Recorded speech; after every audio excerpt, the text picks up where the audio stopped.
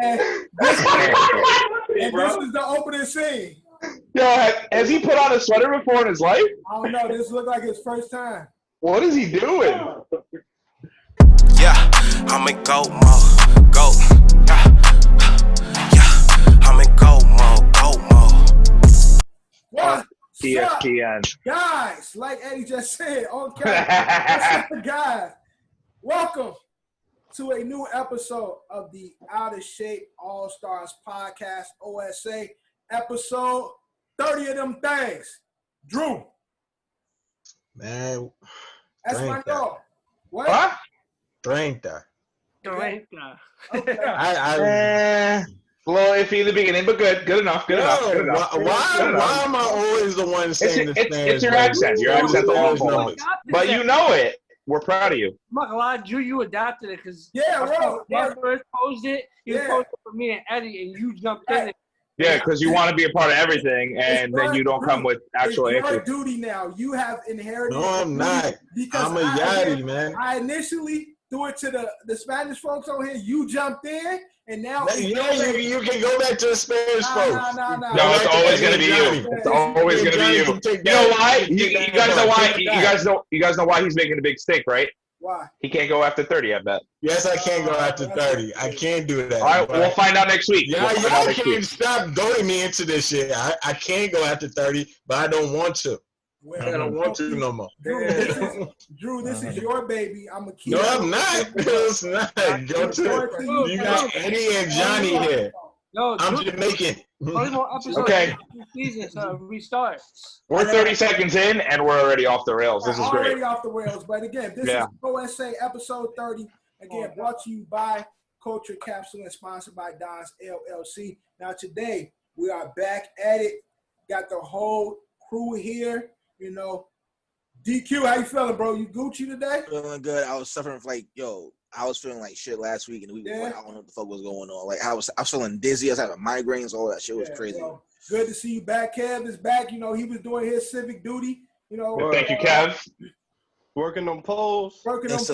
Thanks for fixing them votes for us. Yeah. Thanks for rigging the election, Kev. So, dropping a little extra votes for this shit.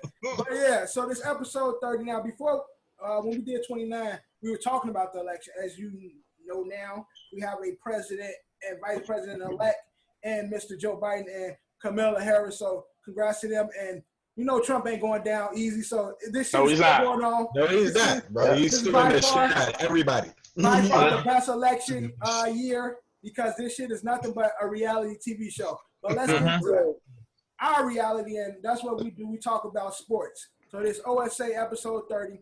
Now, before we get to the shit, we got to go around and introduce the cast like always. Kicking us off, our faithful leader. Give it up for Eddie Horchata. You're Up next with the Pepto-Bismol hoodie on, extra medium, our local sneakerhead and comedian, Just DQ. Yeah. Now, Drew, did you have this shirt on last week? What, this shirt? It's a different color. He's got it in like 7 colors. No, I did not have this shirt on last week. I had my sweater on last week. Oh, okay. But next fellas, I got to embarrass. I got to write it back, okay? What? I haven't been. I'll write it down. I got to be back. Hold on. All right, so next up, we got Mr. Drew in the building. What's up, everybody? Next, we got Johnny repping motherland, Puerto Rico, Johnny 5. Boo. Up next, we got the kid, K-Jack. Yo. Don't tell me my shit done went out. Last but not least, my mom called me Devin, so you can call me Devin. Y'all ready to get into the shit? Let's go. Now, like always, we kick it off in case you missed it. We start with COVID and sports. Now, the fuck shit that usually go on in college is still going on, so ain't much to say there. They storming the fucking field and shit. Yeah, first, congratulations, Notre Dame. You beat Clemson. Again, Trevor Lawrence wasn't the quarterback. Right. That was cool. But, yeah, you don't storm the field.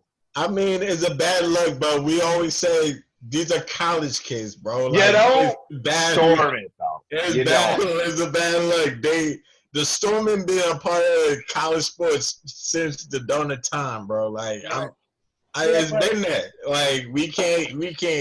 I mean, it looks bad because it's COVID, but I mean, again, it is what it is, bro. Storming the field's been a part of it, but so has polio. Nobody wants that.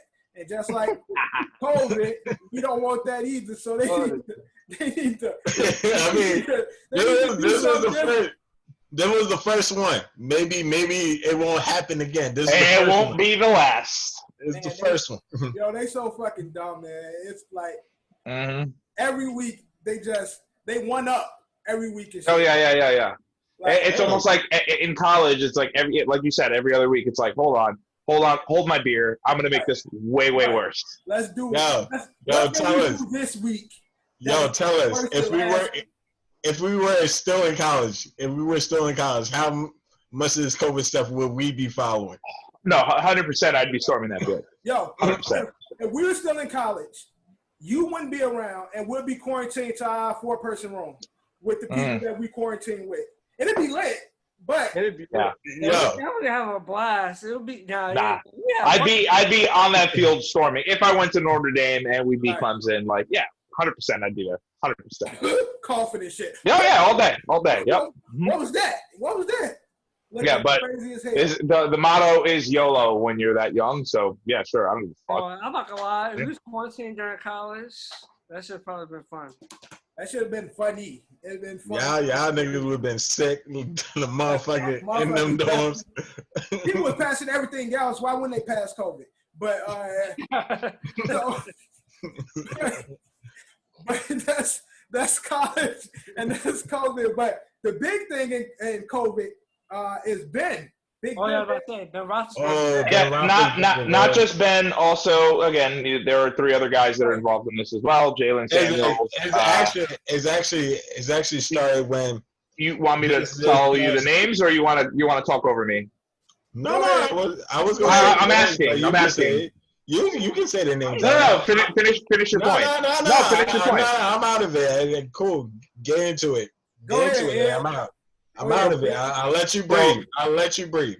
Not only was it Ben Roethlisberger, it was Jalen Samuels, Gerald Hawkins, and Vince Williams. Now Drew. But it started from Vance McDonald, right? Yeah, that's what I was about to say. I was gonna give context, but thank you, Ed. It was started from Vance McDonald. It was like he was feeling ill the week before. Right. He got a test. It came back negative, but he went on to play the game. And then he got 2 tests. The first one came back positive. The first one came back negative. He went to play the game, and the second test came back after the game was done. He found out he got COVID. So like they gotta take him out for this week. COVID protocols. He's positive and shit.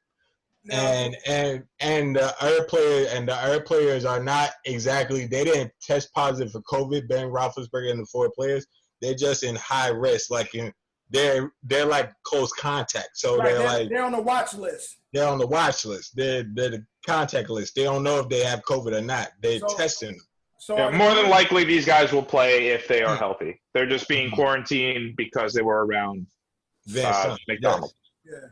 Because I was about to say, if they ain't playing, what do y'all think that will do to the Steelers in regards to? Oh, they're going to play, and I think they'd win anyway. They just run the ball. Right. Really? You think they win if all of them don't play?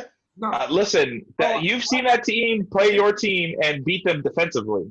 You lost that. The Ravens lost that game over 2 interceptions and 2 fumbles. Steelers are overall great team.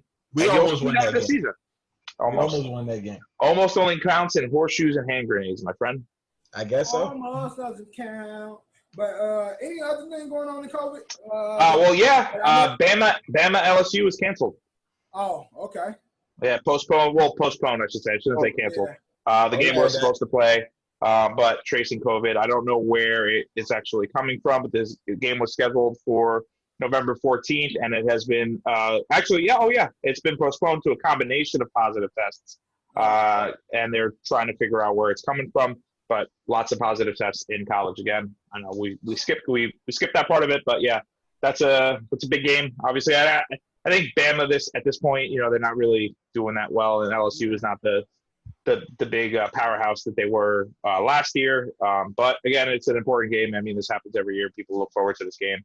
And it's not going to happen this week. We'll see what happens. How do you track going forward? COVID in college when these kids are not only around their other teammates, but they're around the other student bodies and everything? So what you do? You don't. You give the media some fake, trace tracking information. right, You hope they believe it, and then from there you play. you play. Like, Yeah. Did y'all talk about what's it, Notre Dame, like them storming the field? That talk about Yeah, of course. Yeah. Of course, that was the big ticket. Everybody's talking about that shit. Yeah. Again, you can't believe they still do. That was bigger than Justin Turner going back on the field. Right. Much bigger. Because that was like 500 Justin Turners like storming the field. Right. Yeah, that shit is crazy. And again, and we speaking about tracking, you have situations like that. How the fuck do you track anything when you got things like that happening at a college game? I don't think you can. Like, it's hard. It's definitely I don't think hard. you can. And again, that shows that the stands are full, like full stands, full band, fucking majorettes, everybody there. They just living it. Like, Bro, I thought those girls are called that dance to go majorettes. I didn't know that. Bro, I seen a few the girls that be doing the dance. I'm like, Yeah. I went to the Jordan Brand Classic one year and had an HBCU show up. Yo, bro. That's lit. Anything else in COVID? That's all I've got. I mean, John Gruden getting fined. Vaccines is almost done. Well, he's the king. I mean, I think that's an every week thing. I just think we just keep missing it because he's an idiot. Yeah, because it's happening like every week. Hey man, COVID ain't real. Knock on wood if you're with me. What was I gonna say? I got a notification. Three employees got tested positive for the COVID. Already off to a hot start. Let's go Knicks. The Knicks doing the Knicks, yeah. Kicking off the season right. And we don't get into the NBA a little bit later, I would think, in honorable mentions. But let's jump into the NFL recap. Ed, kick it off to you. Mm-hmm. What was your bright spot from this week? I have a couple of keynotes here. Kick us off. Devontae Adams' catch, fucking sick catch. His first touchdown. I don't know if you guys saw that. I won the touchdown. That was a touchdown. Sick catch, great catch. Poor Phillip Rivers. I think his body just stopped working. You saw that, right? You know when we were kids and we played Operation and like if like the metal touched the metal, it would have like a and it would freak out. Yeah. I feel like that's what happened when whoever the Ravens defender that jumped over him did when Phillip Rivers tried that little like head shake. Like I don't even know what he was doing. Tripped and say he slipped on the grass, bro. He didn't do nothing to help. It is what it is, and he couldn't get up. He was the turtle on his back that couldn't turn himself over. I felt so bad. But poor Phillip Rivers, that sucks. Daniel Jones is 4-0 against the Redskins his entire career. So if he could the R words. If he could play them every week, they would go undefeated. That's awesome. Good for you. Jets gave me a goddamn heart attack. I thought we were I thought we were gonna win a game. I will say positives. I don't want to completely bury my team. Ashton Davis looks like a stud. Should not have been a helmet to helmet on that. Cam's a big guy. Yeah, that's how you tackle Cam Newton. That was super cool. Like how are you supposed to tackle people? You hit him a little lower, and he's gonna bulldoze you. And football, you have to turn your body. He came in and exploded. Oh yeah, of course, yeah. And I loved every second of it. No, and roughing the passer, that was a bogus call. I got Cam the calls like that. And then other bright spot. He rocked Cam ass. Cam kept doing this out there playing. He killed him. Yeah, that's my guy. Watch out for number 32, Ashton Davis. He's great. Finally, happy to see my receiving core out there. My guy Denzel Mims, Perriman healthy, Crowder healthy. Yo, Perriman was playing good. Hopefully we keep losing games though, because Gates, you cannot keep your job. That Eric Crowder touchdown, bro, like when he dragged that toe. Eric Crowder? Nah. Shit. Jamison Crowder, my bad. Thank you. Okay. Jamison Crowder, my bad. You're like, nah. Shit. No, that was a good ass catch. Yeah, great toe tap, bro. Toe drag swag, bro. Again, this is what you want to see. Obviously, you'd rather see Darnold do it, not Joe Flacco. But whatever, it is what it is. That's it for my recap, my highlights. That was Dalvin Cook, good. Whatever. Ravens. You're not gonna trash them and all the stupidness that they did, bro. Ravens did fine. They should have lost that game, and the Seahawks are bad. The Seahawks are really bad. No, they're not. They're really, really bad. They're really bad. It wasn't because the Bills are hot. Historically, the Bills are hot. They lost 2 games in a row, Drew. What are you talking about hot? No. Oh, sorry. They 2 in a row, and then they beat the shitty Patriots. You can lose 2 games in a row and still be hot, bro. Like look at what Drew Brees did to Tampa Bay Bucks, bro. Let me rephrase it. Seahawks offense very good. Seahawks defense very bad. Historically bad. Yeah. Bad. They suck. Even with Dunlap, even with Jamal Adams back, who fucking cares? These guys suck. Now I feel like the Seahawks, the Saints, and the Packers are all the same team. Like they don't have good offenses, bad defenses. Yo, defenses ain't on shit. They offense be on the field way too much, and that shit ain't gonna work in the long run. Like when it starts. It's gonna work for one of them in the long run. One of those. I mean, the thing about the Saints, they have their full. Of course, it's gonna work for. It has to work for one of them. Like one of those 3 teams is going to the championship game. Yeah, I think it's the Packers. The Saints didn't have Michael Thomas though. Like that's what really like. I mean, like not having Michael Thomas is what kind of killed the Saints. To be honest. First time Michael Thomas came back, like they fucking lit up Tampa Bay Bucks like crazy. Also, did y'all see? I know we're talking about NFL. Did y'all see? They said if the season was to get canceled, they will add 2 more playoff spots. I just saw that. Yep. What you said, John? If the NFL season was to cancel, the NFL agreed to add 2 more playoff spots. So more playoff teams will win right now. So that means that the entire NFC East is going to be invited to go to the playoffs. Like I said, the whole NFC West won't be in there. I think it's done for the 40. Yeah, I agree with you. I agree with you now. I agree with you. I think it's done.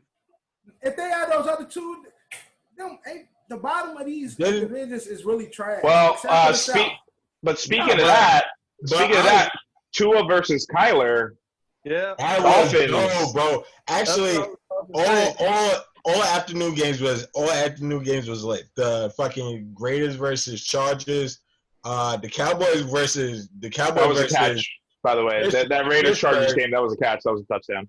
Yes, I totally agree with you, bro. Like I don't know how you overturn that because Drew is on one today. He caught it. He caught it. Then he went down to the ground, bro. Like after he hit down to the ground, that's when the ball. I think he's just doing the podcast by himself. He did not maintain possession of the football. Drew's asking himself a question and then responding. Yeah. Kev, any takes on this week in sports? This week in NFL?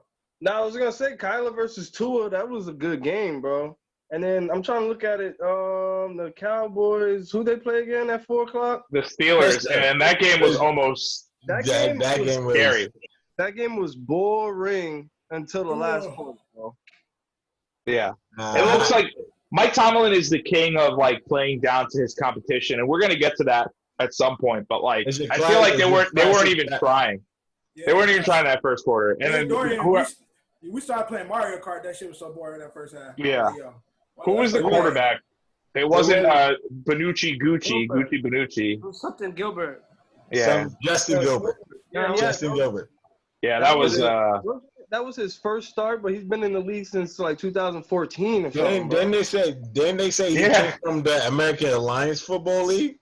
Yeah, he was in some league. They show highlights of him playing in some other league. That was the American Alliance shit. Remember the American Alliance? Was that 2 years ago or 1 year ago? AFFL or whatever it was?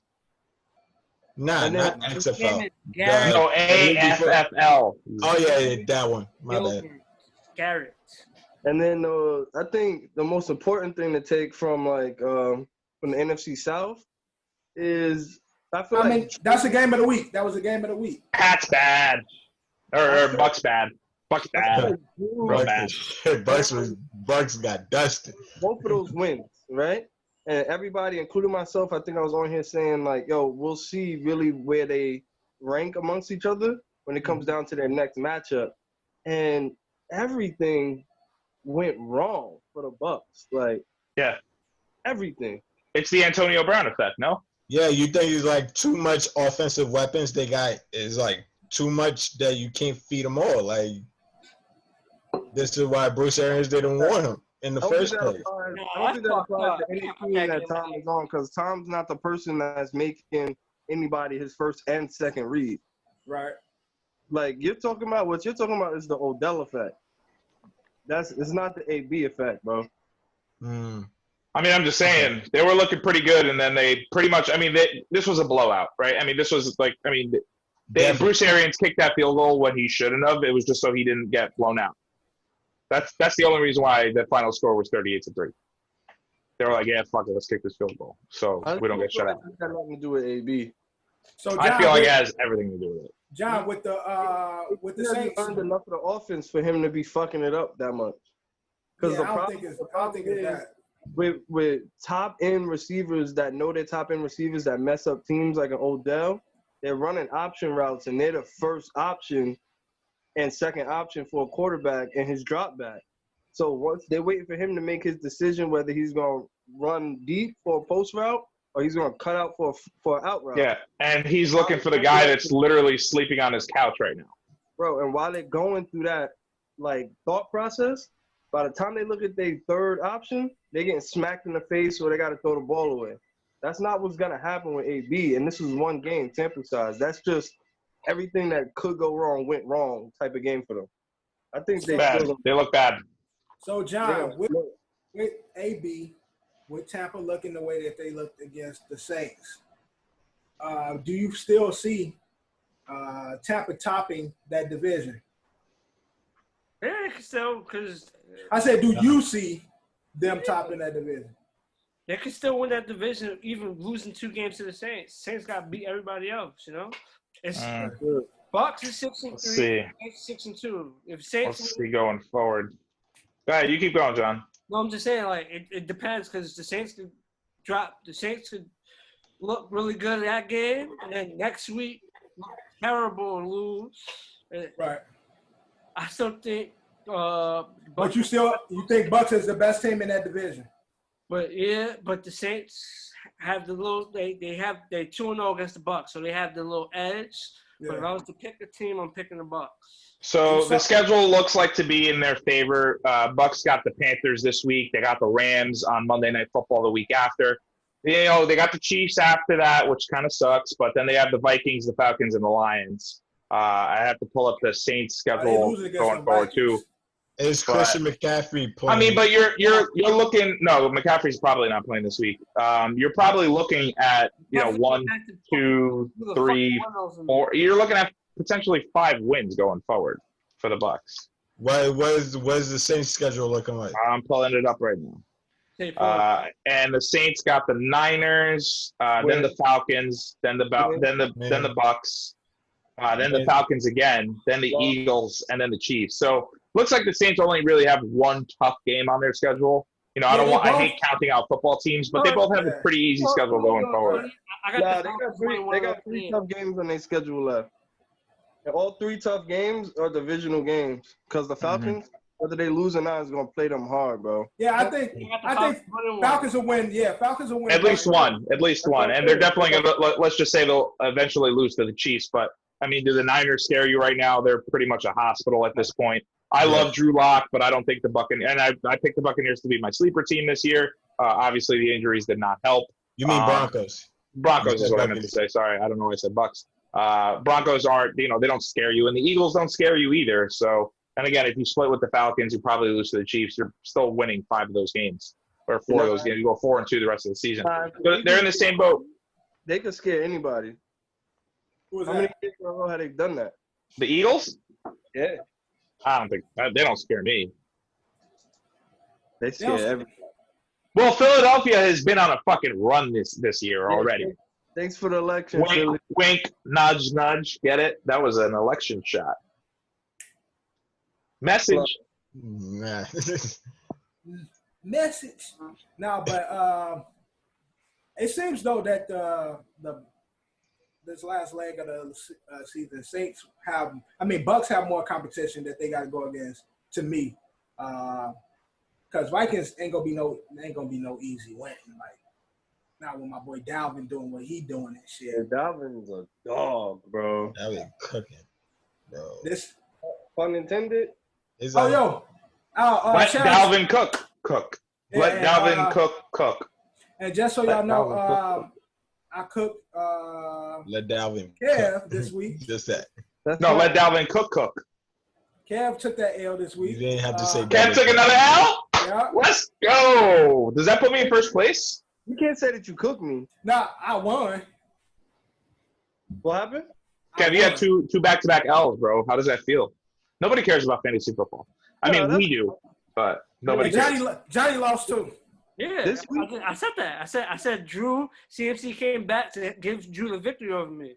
For real, like This week was actually CMC. really bad Yo, I week. swear, CMC and Jared Allen carried my whole team this because This was a bad week for both me and Dev. Though. Like my players really didn't play though. Like and Kyler is the only reason why you won. Yeah, Kyler held me. Yeah, he held me down because that's why I didn't trade Kev CMC. He asked me on the week that we know that CMC is coming back. He asked me to trade me. And Drew, you know what? Hey Drew, guess what? If you would have made that trade, that would have been a good trade because he's not playing this week. So you're dumb. I mean, no, because who You're said dumb. this week is not a good trade.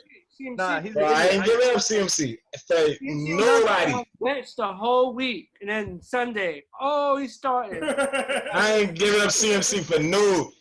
Kevin's like on the first. He didn't ask me like 3 weeks ago. Okay. He asked me when he's coming back to play. Like, since we're updating everybody, I won by 1 point. Nobody cares about our fantasy league. Everybody does. Fantasy sports. They don't care about our league. They care about their own leagues. All they want us to do is for me to keep giving them a Marquee Miss player, which I've been fucking crushing recently. Yo, Brandon, are you coming back? Are you coming back? Give me that. Is IU coming back? Because Ayuk, I can't say. I will not confirm or deny just yet. The fucking COVID and injuries been fucking up my whole season, bro. In fantasy. Dude, you know what I'm prepared to trade you for CMC? What was the trade? Let's hear it. I was gonna trade him Tyreek and somebody else off of my bench if he wanted it, just for CMC. Wow, you should have taken that. No. I'm good. Just like I said, Jared Allen and fucking CMC won me the whole fucking game, bro. I swear to God, all my other players got single digits. It was CMC and Jared Allen. Let's move on because my nigga DQ is getting restless over there. He's yawning and shit. DQ, I'm yawning because any takes in regards to the NFL this week? I know you pop in and out. Anything you saw? I was actually based on my picks from the last week. Wasn't here. Yeah. Like all my fucking games were. I literally would have went undefeated if like all teams would have won. Had 4 points on their scores. Like because every time I picked to lose or won, I lost. Only lost by 3 points. Every team lost by 3 points. So I was hyped as shit. I was counting just like a week. I'm like, oh shit. For those who don't know, DQ don't really watch sports, and we do our pick'ems. And he's been killing, and we'll get to that later. But he's been cooking and shit for the whole season, and he don't even tune in like that. My thought process on how I pick is a little bit different. That's why, I'm not really judging. I'm judging on external aspects of the team, not internal players and something. I'm not basing on that. I'm basing it on jersey colors and shit. No, I'm based on the percentage of their usually the percentage of them possibly winning that's listed. And how many shoes they be selling? who they with, Nike or Adidas. Where they're playing at usually, and based on the weather they might be playing in. Who they sponsored by and shit. Like majority of the time, like if I was picking Buffalo to win, it was usually because it's during the home game. If they have a home game, I'm going to pick Buffalo regardless because he like, yo, it's cold as shit out there. I'm gonna pick them. Yeah, exactly. So shit like that, I put into thought, but like it be working though. Yeah, I just wanted before we move on from this subject. Drew kept, since he's controlling this podcast today, and since he's just talking over everyone, I've been trying to figure out, like, because he kept saying that 2 players were impacting his fantasy team this year. Jared Allen retired in 2015. What are you talking about? Josh Allen. My bad. Okay. All right. You said Jared Allen. I'm like, I haven't heard that name in forever. Is he talking about? He talking about rodeo? He talking about rodeo Jared Allen? Yeah, that's exactly what he's talking about. Isn't Jared Allen the nigga who plays for the Nets with the afro? That's Jared Allen. That's another Jared Allen. Yeah, we're talking about white boy Jared Allen, who was a defensive tackle for the Chiefs, the Vikings, the Bears, and the Panthers. Rodeo Jared Allen. So who was that, Drew? Josh Allen. Josh Allen. Drew. Jared Allen. Okay. No, Drew. Dev? No, because Drew used to have Kevin Murray too, Kyler Murray's brother. But you know, Drew been making up names this whole fucking episode. Yeah, this whole episode. Making up characters and shit. But, what are you saying about Kyler Murray? What did I say? Kevin. You had his brother Kevin Murray and shit. You think any random football player name was pushing that the Jacquavius Jim? What Drew is he's the when you get too far in like a Madden season and they create like random names. That's true. He creates. He's actually paid by EA Sports to come up with creative names. Exactly. Right. He is the generator. I guess so. EA Sports. They just show him, and the crazy part is that they just show him pictures of actual NFL players, and then he just says their name wrong, and then they go, "Okay, cool, that's his name." Right. Rashad Lewis. I'm gonna go with Bobby Wagner. Like just throwing shit together. Bobby Williams. They're like, okay, they don't keep that one. LeBronco Simpson. Right, making up shit. But that's the NFL recap. We're going to get into honorable mention now. I want to throw this to John first because, John's the main one who's like, fuck these niggas. Let's get into it. Let's play. NBA will be back. Boom. The 22nd. Very soon. They're back. John is ready. I mean, play. Like, I said too early. It's only, we're going to shut the whole league down for months for 2 teams. Bro, John, we'll get there. We'll get there how I feel about it. No, Drew, we'll get there how we feel about it. Yeah. 22 teams. 2 teams that stopped playing in October. The rest, haven't played. If anything, like niggas would be like the teams that were in the bubble would be more warmed up. Hey guys, we'll all get there because there's a question later that we can all express our feelings about that. Got you. But also another honorable mention. I just got the notification 2 minutes ago. It says my man's DJ LeMahieu is going to become a free agent. No. Yeah, we're not going to sign him? It says he won't accept his $18.9 million qualifying offer before Wednesday's deadline, so he's going to become a free agent. Hopefully. God damn it. We need him. Why would he do that? Oh, because he wants a little bit more money, and I think we'll pay him. We'll pay him that. This is broke in these streets. Hey, you know who else want more money? Kyle Kuzma. He wants more money. Fuck out of here. You don't get his money. Like that. I'm not going to get his money. Right. He ain't going to be from the Lakers. He needs to shut up and get himself another ring. He better chill. Word, like, why rock the boat, my nigga? You didn't do nothing. Like, also, I'd rather be the brokest man on a team that comes up on like 5-6 rings. Robert Horry. Years over, I'm pawning some of them, bro. Robert Horry.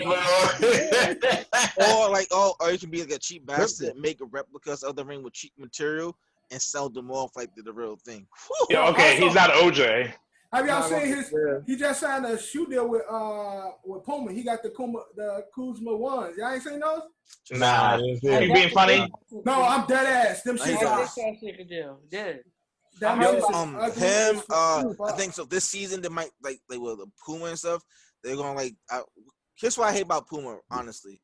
Like when companies like that spearhead get pretty much Puma has a lot of capital, so that's why they're giving so many players these large amount of sums of money, even with no really person behind them. So their connection with Hove is pretty much driving those players to sign with them, even though they have no name. So like players like LaMelo may sell a shoe or something like that, but not really like a Kyle Kuzma. No one's mommy, I want the Kyle Kuzma. Like who the fuck is Kyle Kuzma? What if this nigga take off? Man, ain't nobody bad no like J. Cole's shoe with Puma is fire because like it's simplistic. I'm getting paid. It's the simplistic of those, but like all the Puma shoes look similar, so there's no real distinction between them. Pumas are only worn by Dominicans with no socks. Okay, so here's I don't know if y'all can really see this, but this is the Kuzma one. Yeah, I got it here. Look, it's a high top Puma class pretty much. Also, I don't know if you've seen. Also, earlier, there's been talks. I don't know how far it's gonna go, but Chris Paul might be a son.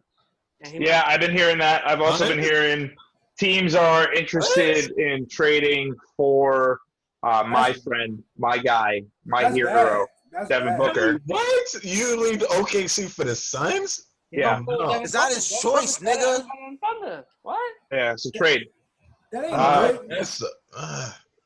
I'm also hearing that the Blazers and the Knicks are in the running of trading for Russell Wilson. Please no. You mean Russell Westbrook? Westbrook. Well, I said Wilson. You doing the same thing too. I did it, Drew. You did the same thing too. I did it, Drew. It's the Clippers. It's the Clippers and the Knicks. Clippers and the Knicks. Okay, sorry. If he becomes available. That's trash. Clippers. If Clippers get him, that's ass. The Clippers got. Are they going to give it people for if he goes to the Clippers? Like they already got like a shitload of fucking point guards already. Like why they need Russell? Well, to get hot. Well, they trying to dump. They trying to dump Beverly and Montrez and Lou and shit. Because Beverly, here's what I hate about Patrick Beverly. Honestly, like he's that player. Like we all played sports before. And we all play basketball with that one particular player who's not that particularly okay, maybe not Eddie. Thank you. We all play with that person who isn't particularly good, but somehow can just run around the entire fucking time. He's a fucking pest. He's that player. But Patrick Beverly to me is a player that's in denial because he thinks he's an elite defender. Like no, there's a person who can run around. Nah, he plays the entire. No, there's a difference. Kevin will work you out. He up and down. He will make you tired and make you think like, oh, this thing can actually play a little bit. No. Like to me, I had a group on the Knicks group on Facebook, right?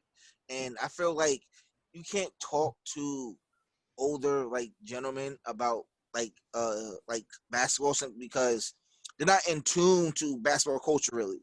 So if I say something like, oh, trading like the Knicks only two players that the Knicks need to keep, honestly, is R.J. Barrett and Mitchell. You would hope. Mitchell Robinson. All you guys keep is they're the two core people you need to keep is those two. You can trade everyone else. Say like you trade a bunch of other things for Chris Paul. Those two are going to excel. As you know, Chris Paul saves careers and makes them champions. I'm sorry.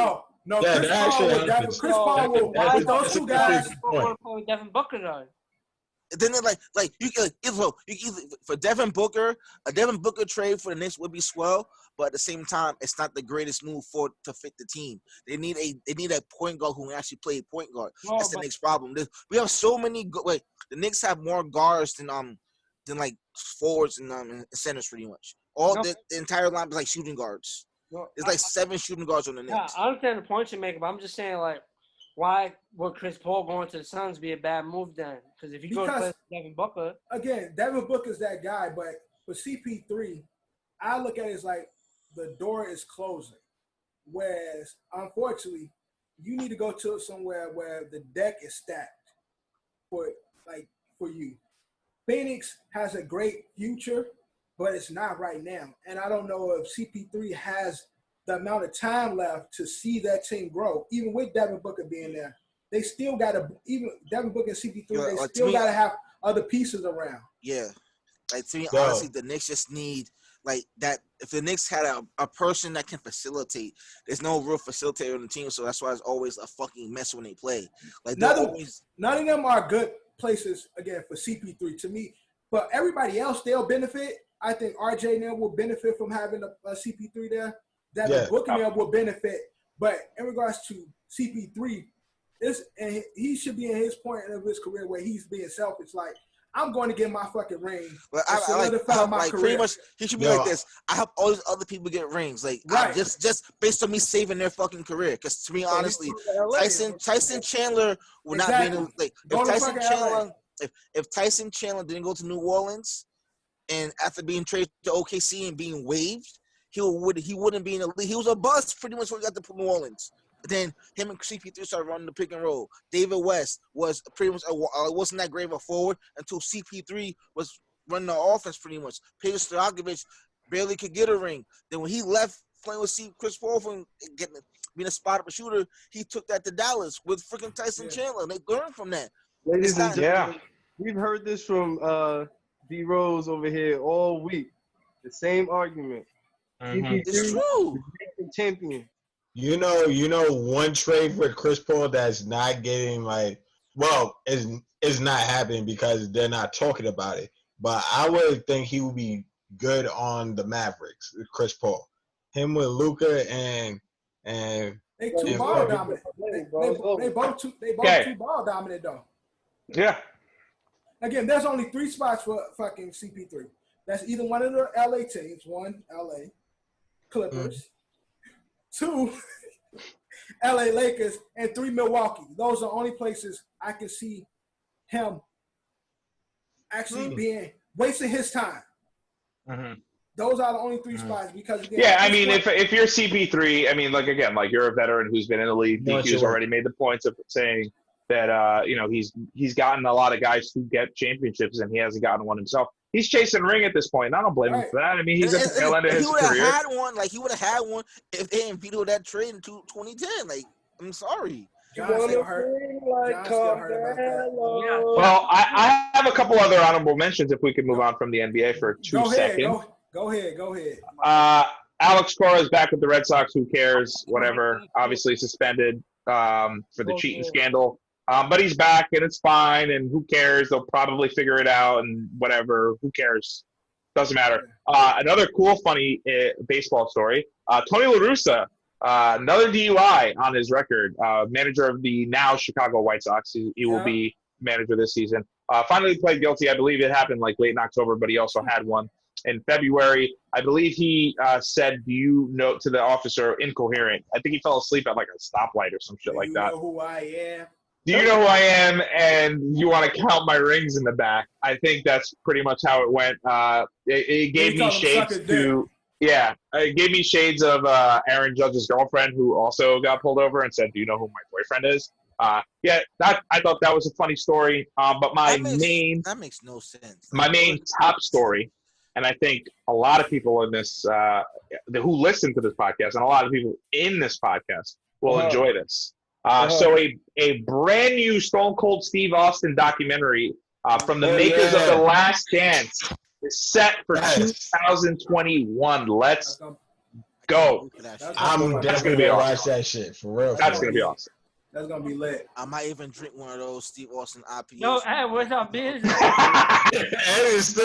That's still. Hold on. This one Ed gonna say next. This one Ed gonna say, I ain't got y'all address. Send me y'all address. I still don't have them. Listen, I'm gonna tell you guys right now. I have the boxes in my car ready to put the beer in it once you give me the addresses. Man, he's full of shit. Send them right now. Do it on air. Send them right now and confirm it so I have it.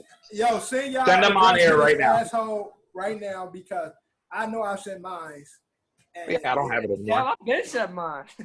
Yeah, send it again because I lost right it now.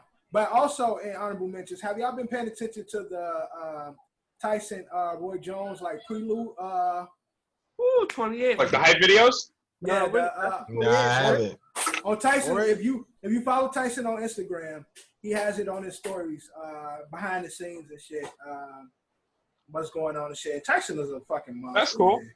Yo, the shit it's beautiful watching because he just an animal, like a fucking animal. As old as he is, he a fucking beast. And he was about to get Boosie. I don't know if y'all saw he was about to get Boosie ass the other day. He called Boosie gay. Like y'all think Roy Jones has no shot. His mindset is so clear now compared to when he was like younger. So not only it's like I'm a huge Roy Jones fan. Like my mom is probably one of the biggest Roy Jones fans. I wouldn't know about him if my mom didn't put me on to him. But Roy is he not going to know that fight is like really supposed to be fake or not. I'm saying like that shit gonna look crazy. No, it's gonna be like I'm gonna watch that. The Boosie, did you see the Boosie interview? No, I seen the Boosie. Boosie's like what you gonna say? What you gonna say? Yeah, no, Roy. Is Roy in that much trouble? Like y'all ain't giving Roy no shots. Tyson also. You said what, John? Holyfield trying to get in the ring with Tyson, trying to get that, trying to fight Tyson again. Is he trying to lose the other ear? No, but Giant Anthony though, where's that gonna be streaming at? It's gonna be on Triller. The app Triller. Yeah. They'll get subscribers for like 1 minute, and then we'll all cancel our subscriptions right after. Who's buying it? Because I know a lot of you guys have a lot of my accounts, so I ain't buying it. How much is Triller gonna cost? Like $30? Wow. Triller is free right. Triller is free right now. It's like another Vine, TikTok type shit. Yeah, Triller. But they're gonna charge. I'm pretty sure they're gonna charge for that or something. Can I get Triller on the PlayStation?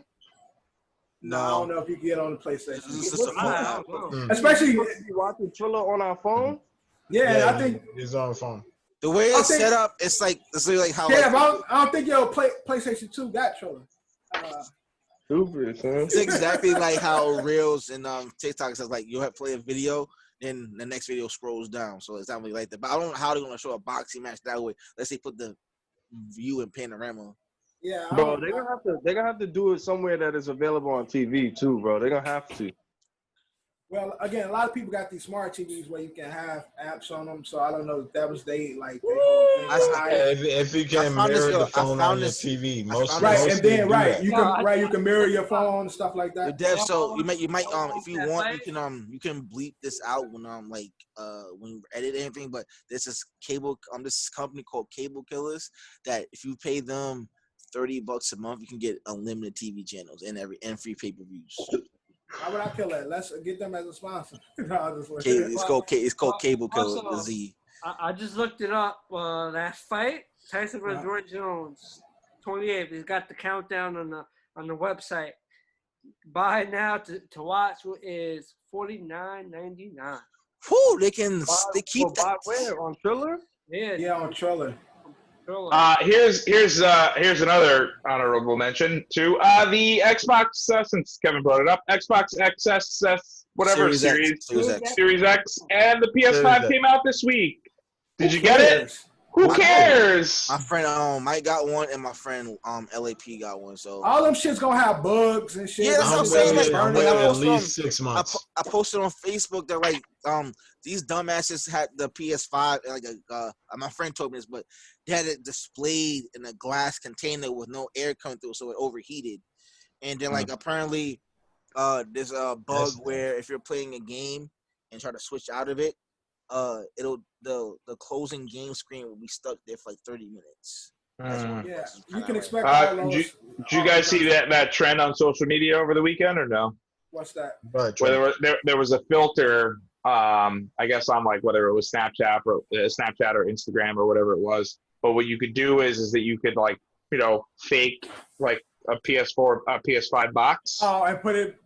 Yeah, and so then all the girls were like texting their boyfriends, like, "Oh, hey, babe." And again, most of them looked like they were scripted, but they're like, "Hey, oh my god, I love you so much. Like, I can't wait to be there." And then they would like record their boyfriends coming in having a fucking panic attack because they didn't actually get one. Also, buy your own PlayStation 5. Buy your own PlayStation 5. Yo, grown as hell. Buy your own shit. Exactly. Fuck out of here. Even though I do not buy. So here's how it works. So if a girl buys you a PS5, yes, she will have the right to tell you when you can like play and not play. So don't let her buy you one, pretty much. So that's the. No, if you're a fucking grown ass man and you tell her straight off the bat, you bought me a PS5, you fucked up. I'm playing this whenever the fuck I want now. Exactly. So that's it. So again, right. So if I'm paying for my wife's phone bill, I can tell her when to use that shit or not. That's exactly. A phone is technically a necessity. It's kind of like You can't be a cuck, DQ. Can't be a cuck. Look. She buys you a system. That's her fault. That's her fault. Right. You brought this. Mitch, you brought this. You did it to yourself. My ex bought me a Switch. I'm like, I told her not to buy it. And she still bought it. So I'm like, hey, you gonna run the flip back? Hell yeah, she knows this. Look, she bought me noise canceling headphones last year for Christmas. And how she expects you not to ignore her? Of course I'm gonna ignore her. I can't hear her. She texts me and she's like, "I've been calling you for 20 minutes." I'm like, "I have noise canceling headphones that you bought me. That's your fault." Word. That makes perfect sense to me, man. Anything else in honorable mentions? Because again, we are e-gamers, and we will discuss pro gaming as well. Just to throw a quick shout out there, we got Xbox Game Pass or Fail coming soon, starring Just DQ. New show on Culture Capsule. Dope shit coming soon. All right, but any other honorable mentions before we move on? Yes, no, maybe. I'm done. Going once, going twice. So, and we moving on to bag it or trash it. Now, bag it or trash it. We're gonna kick it out. We only got 4 questions today. We've been talking for a long time. But it's okay. It's okay. I'm the one. That's all right. I'm the only one. I got to deal with I got to deal with the editing. So shut the fuck up. All right. Look at it this way. We got 50 bucks today. We didn't have the full squad last week. Right. We all here today. And Sabrina said it'd be me. She said when it was just y'all was doing like 45-minute episodes. Once I came back, then y'all want to do 2.5, 3 hours and shit. So she said she feel like I'm the problem. That's I think so too. I agree. That's what she said. Because she like when you was out those 2 weeks, them niggas were doing 50-minute episodes. I'm not gonna lie. The episodes were shorter. It wasn't the shortest of our episodes, but it was 2 short episodes. She said it was like 1:30. Because Drew wasn't cutting niggas off. That's why. She said y'all episodes was 45 minutes and 50 minutes. But then when I come back, y'all want to talk for 3 hours. So she blaming me. So at least she ain't blaming y'all. She said I'm the problem. But okay, bag it or trash it. Now, we were just discussing the new NBA season kicking off next month, December 22nd, correct, John? That's the first. All right. Now, a lot of NBA players do have issues with this. Seeing as that the bubble season just ended, a lot of players was just after the bubble. More specifically, the Lakers and the Heats just left the bubble. So with that being said, and with the new season coming soon, bag it or trash it. Going to DQ first. Will load management kill the NBA early start? Bag it or trash it. Will load management kill the NBA's early start? I feel I'm a trash it because there should be no reason for load management. Like you think about it. Whenever players, you ever hear when players say when they have that really long break in between the season and beginning the next season, like from June to October, they're usually really rusty. So there's no really except for the teams that weren't in the bubble. There's no excuse for teams to be fucking rusty because you're still in the swing of things still a little bit. So your body is still technically warm to the game. You're not taking a 5-month break. You're taking technically 2 months and a half off. Yeah, shorter than that. Seems to be for some players. All right, Ed, bag it or trash it. So all sports ratings are down. I don't want to like shit on basketball because I'm not that well versed in it. But with the ratings being down in all sports, people just have things that schedules have changed. Their kids are home when they don't want them to be home. Their schedules might have changed. They might be home more than they want to be. They tune in and started watching something else. We lived without sports for like 6 months. So it's like, I don't fucking care. And honestly, this is a no bubble start, right? So this isn't bubble. They're not gonna be in a bubble. I think no bubble, no audience, no crowd, but So they basically gonna do the football. What the NFL is doing right now. Yeah. So what I'm seeing is who's gonna opt out, who's not gonna opt out too. That's another thing that I'm kind of considering. And then with the load management, it's like I'm gonna start watching more basketball because of the podcast. But if I turn on a Laker game and LeBron's not playing and AD's not playing, why the fuck am I watching the game? I could be watching something else. So for your casual fan, I'm gonna have no choice but to bag it because again, like if you're there to watch the Stars, right, and the Stars aren't playing, and I'm assuming the Stars won't play in the beginning, and I'm assuming they're gonna take a couple games off here and there. I'm assuming we don't know who's gonna opt out, who's gonna play because it's like I said, it's not a bubbleized season this year. So I think it'll kill the beginning of it, but again, people will care again later on in the season once we get to the playoffs, as we always do. I just think the beginning part of the season is going to suck. All right. Johnny, you next, since you over there with the hand signs and shit. I understand. All right. So am I bagging it? Repeat the question. Hey, you got the Trump hands going too.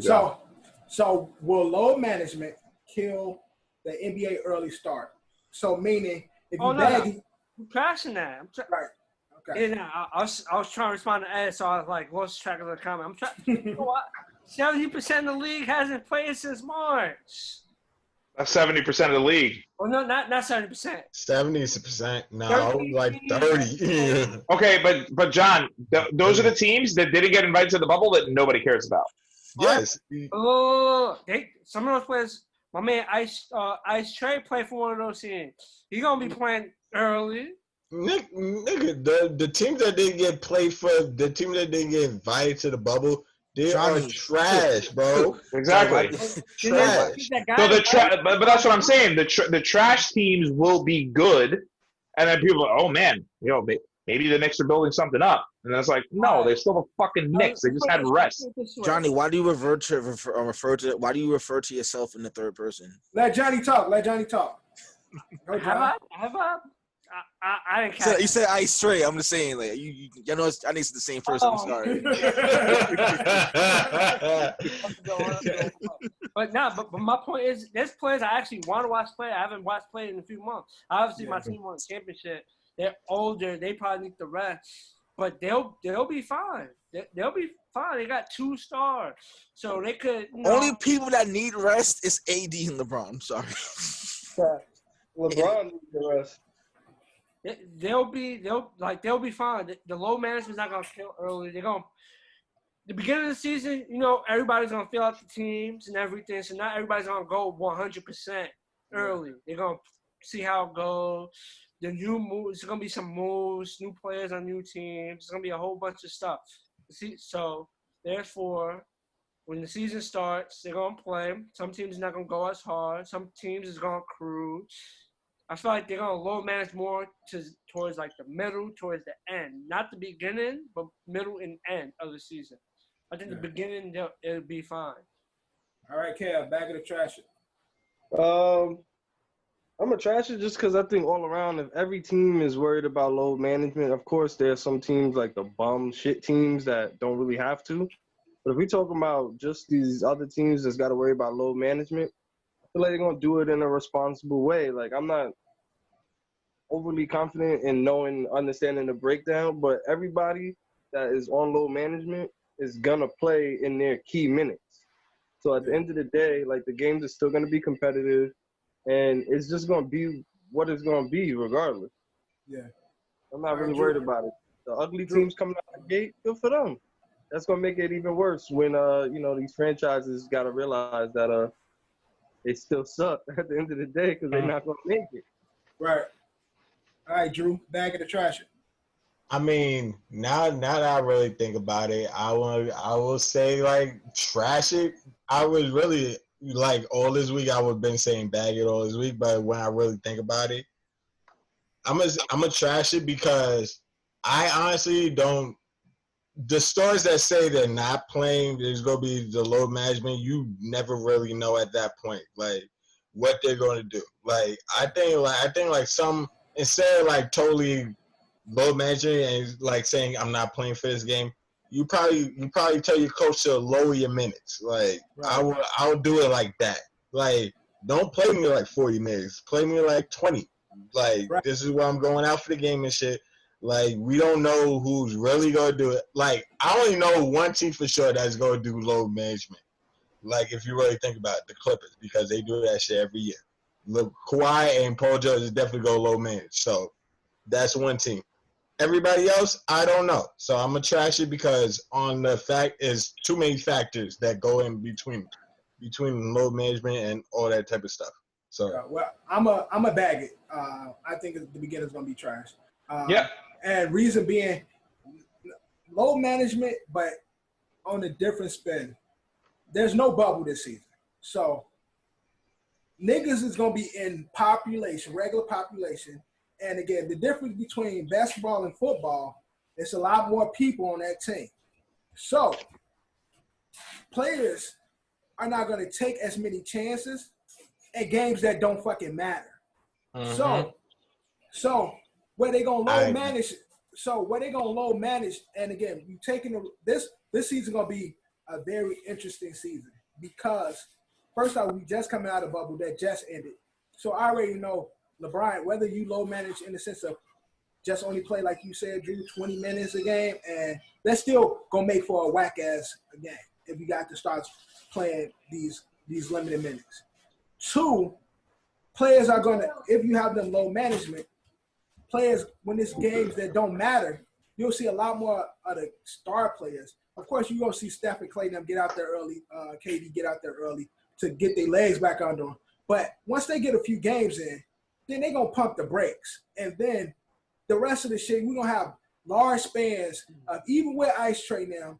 Ice Trae going to be playing against bum-ass niggas. He ain't going to go hard. Like, it's going to be a lot. It's going to be – it's a lot of thought you have to take into consideration, John. There are going to be spans in the league where it's going to be dry-ass TNT games where I ain't stand up for that third game. Like, if my Lakers playing late, I'm going my ass to bed. I'm not watching that game because them niggas ain't gonna play. I ain't trying to see Kyle Kuzma and the Kuzma ones in a bum ass Pumas.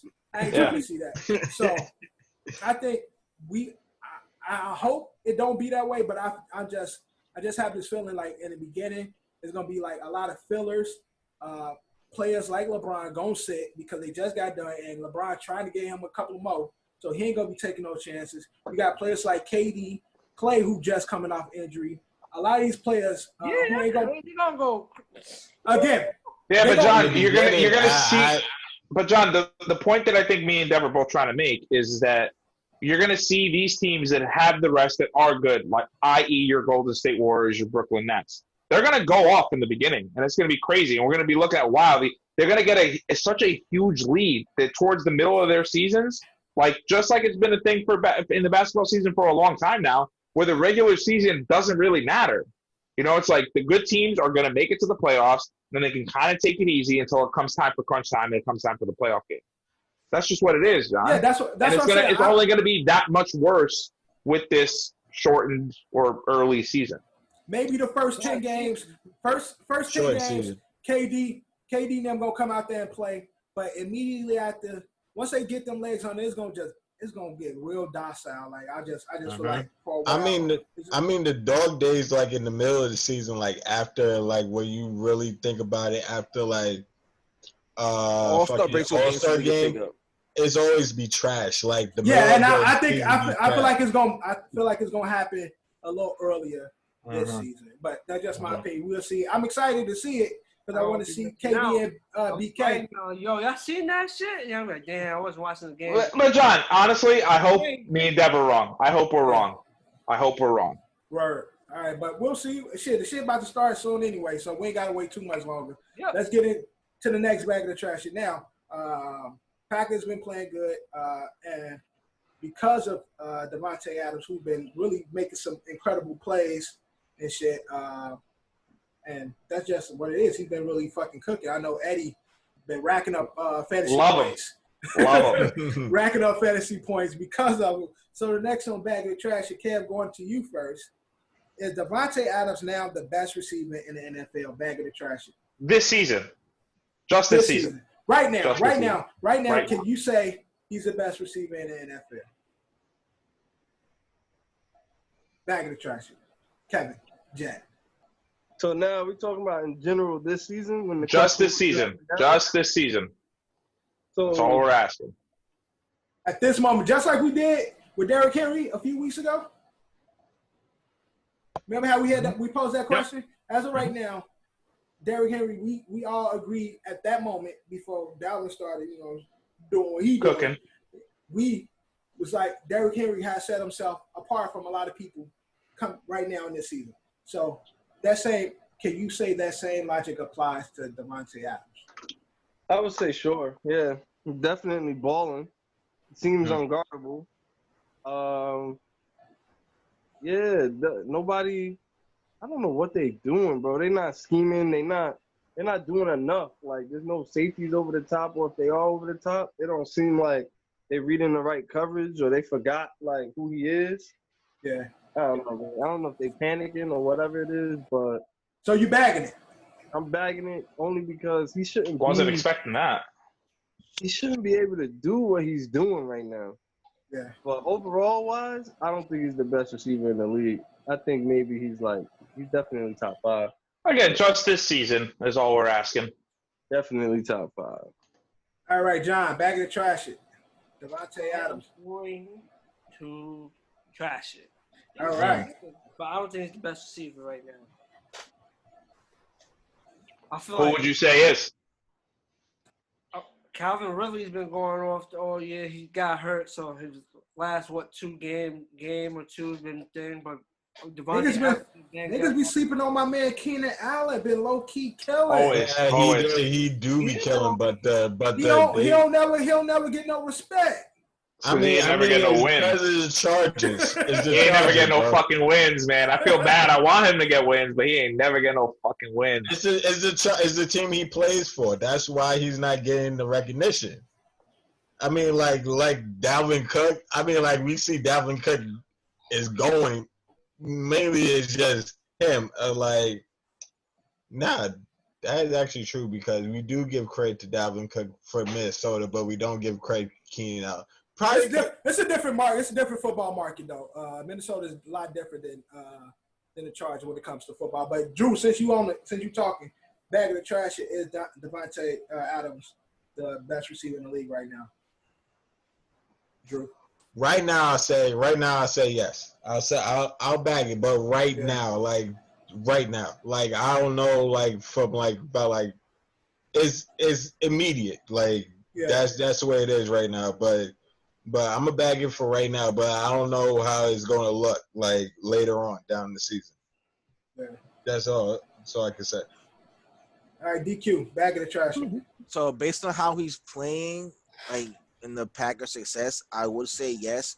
But overall, I can't give him the best receiver because being the best at receiver in football is circumstantial to who you play for and who you're playing against and how skillful you are. So that's always up for debate because people all have different skill sets. They may play the same position. Or there's a bunch of receivers in the league, yet you can't really point out who he was best because they're all circumstances. They're not playing all the same teams. They all have different play styles. Yeah, so I would bag it based on the Packers' success this season. I want to trash it based on overall through the league. And it also totally just like DQ said, it has a lot to do with your quarterback. Since the position is so dependent on the quarterback, on how it's like running backs is different from wide receivers. A wide receiver, somebody has to throw you that ball. Why your camera moving so much, Drew? Cause this shit ain't. He got the shakes. You got it on your lap. I don't know what it was. Like every time you get it to the energy, it go like earthquake. Let me see. Hold up. All right, right, I'll take care of it. Eddie, bag of the trash. Is Devontae Adams the best receiver in the NFL? I mean, so we've talked about it before. Keenan Allen deserves more respect than he gets. I think Tyreek Hill is obviously one of the biggest deep threats over the top. He's a burner. He's really, really good. Obviously leading the league in touchdowns right now. You got a guy like Stephon Diggs leading the league in receptions, but I do want to bring up Devontae's stats this year. So he is 8th in receiving yards. He's 10th in receptions. And he's tied with DK Metcalf in touchdowns, only second to Tyreek Hill. Devontae's doing this all, by the way, after missing 2 games. So I think, this season, and again, there is a Michael Thomas who hasn't played a lot of football. I think DeAndre Hopkins is, talent-wise, one of the best wide receivers in the league. I mean, there's no one who has better hands than him. And a lot of people sleep on my guy, Mike Evans, but again, he's always had Jameis Winston throwing him the football. Now he's got Tom Brady, and now he's got to deal with fucking Antonio Brown ruining targets for him. Mike's not going to get the chance he deserves. But currently in the season, I have to give it to him. I mean, like I said, he's done all of this, and he's in the top of stats that matter in the NFL for receiving yard for wide receivers, and he's missed 2 games. Yeah. And you can take it away from he plays with Aaron Rodgers, but in those 2 games that Devontae was out. Alan Lazard had 3 touchdowns, and then that tight end Toyin had 4 touchdowns, which was an unbelievable game from both of them. But it's like, I mean, Devontae's getting most of the shares, but if Devontae had played in those 2 games, you'd think he'd probably have 2 more touchdowns in each of those games. And, I mean, if I was starting a team today, who would I think Devontae would be, last on my list. But as far as this season goes, I have to bag it. He's definitely the best receiver this season. And see, and this is really tricky, and I was gonna bag it, but Ed, you just changed my mind because you brought up the other players and what they were able to do when he was sitting. When he was out. So so you can just contribute that to A-Rod doing what the fuck he do and just throws it just to throw it because he just gonna throw the fucking ball. He gonna make something happen. Just like I say, it's dependent on the quarterback. So and that's why I brought Keenan Allen, low key, who is arguably in that top 5, but he don't really get talked about much. I think Mike Evans ain't gonna see much because Tom Brady ain't just not the type of quarterback for Mike Evans. He ain't gonna continuously bomb it and just focus on you. That's not Tom Brady's game. He's a dunking quarterback. That's just what he gonna dunk you to fucking death. So, but scratch all of that. Based on stats, based on numbers, all that good shit, I'll bag it just for this moment. Right now, what I've seen him do, the plays he's been able to make, and the catches he has made has been very. That catch on Thursday Night Football still to me is the best catch I've seen all year. That wasn't a touchdown to me. It was a touchdown, 100%. It looked good. Then what Ed said made you change your mind? You said you were going to trash it. Ed was manipulative. Ed made me because at first I was gonna bag it, but then Ed said what he said, and I was gonna trash it because of Lazard and Toyin. Because of that. But then I look at the other receivers and all of them who I think probably has more talent. I think there's a lot more talented receivers. But what he's been able to do in the 2 games that he's been out and the plays he's made has been dope. So with that, it's like a fail-safe bag it. But I really don't feel that way. But I really don't want to trash the type of thing. So it's like I'm in the middle with that one. Okay. All right. Moving on. Now we're discussing Pittsburgh Steelers kicking ass, taking names all season. Still undefeated. Only undefeated team left in the NFL. And it's looking as though they are pushing for that undefeated season. Now, we know the Patriots was the last undefeated team in, what was that, 2007, 5, something like that? Yeah. How did that end, John and Kev? You already know. So last regular season undefeated team was the Patriots, who ultimately lost to the G-Men Super Bowl. So the question is, Bagley trash it. Will the Steelers be the next regular season undefeated team. Kev Gordon, you first, bag of the trash. This season. I'm gonna say no, but I'm trying to pull up their schedule real quick. I got it right here for you, Kev. So they are home to the Bengals, at the Jaguars. Then they have the Ravens. Then they have the Washington R-words. Then they go to Buffalo. Then they go to Cincinnati. Then they're home to the Colts, and then at Cleveland. That's the way they end their schedule. Bills and the Coast are the only team that got potential to beat them. Bills and the Ravens, bro. No, Ravens gonna do a better job. I'm gonna tell you right now, the team that's gonna beat them, should beat them first, is gonna be the Bengals. Bengals, yeah. I would love that. Yeah, I'll be awesome with the Bengals because y'all. All right, Cam. Okay, it's not your take. Cam got the floor. Bro, that's just how I feel. It's gonna be the Bengals. It's gonna be the team that everybody's like, they got this. It's nothing to worry about. Like, the Bengals will beat them. I don't know if it's gonna be this week or when do they play? I think they only played once. This week. Didn't they play already? No, they have to play the Bengals twice. They played on week, I think that's 15. But yeah, so one of those weeks they're gonna lose to the Bengals. So but in between that, yeah, they're gonna beat the Jags.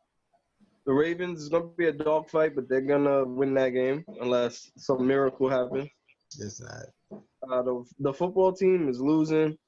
The Bills might beat them, but again, I want the Bengals to beat them first. We'll see. All right, John, bag of the trash. Will the Steelers go undefeated? Definitely trashing it. They're not going undefeated. Not even the regular season? No. Okay. They look good, but they're not going undefeated. All right, Drew, bag of the trash. Steelers going undefeated. I'm just saying I'm trash it because they got the Ravens and the Bills. Those are potential losses. And y'all are sleeping. This whole COVID stuff, like, they're on the watch list for this week. Like, those 4 players not playing against the Bengals, that's going to trip them up this week. I believe that. Those 2 games, I got the Steelers winning both those games. Steelers is going to lose to the team we least expect. So Nah, the Ravens can catch them. Like, y'all really sleep. Ravens suck. They're frauds, dude. Get over it. My God, Eddie, you be saying that shit all the time, but like, look how hard they played them. Like, the fight. If it wasn't, hey, what was the outcome of the game though? You said they played them hard. What was the outcome of the game? If it wasn't for the turnover, what was the outcome of the game? Oh Hostility. Like, what was the outcome of the game? What was the outcome?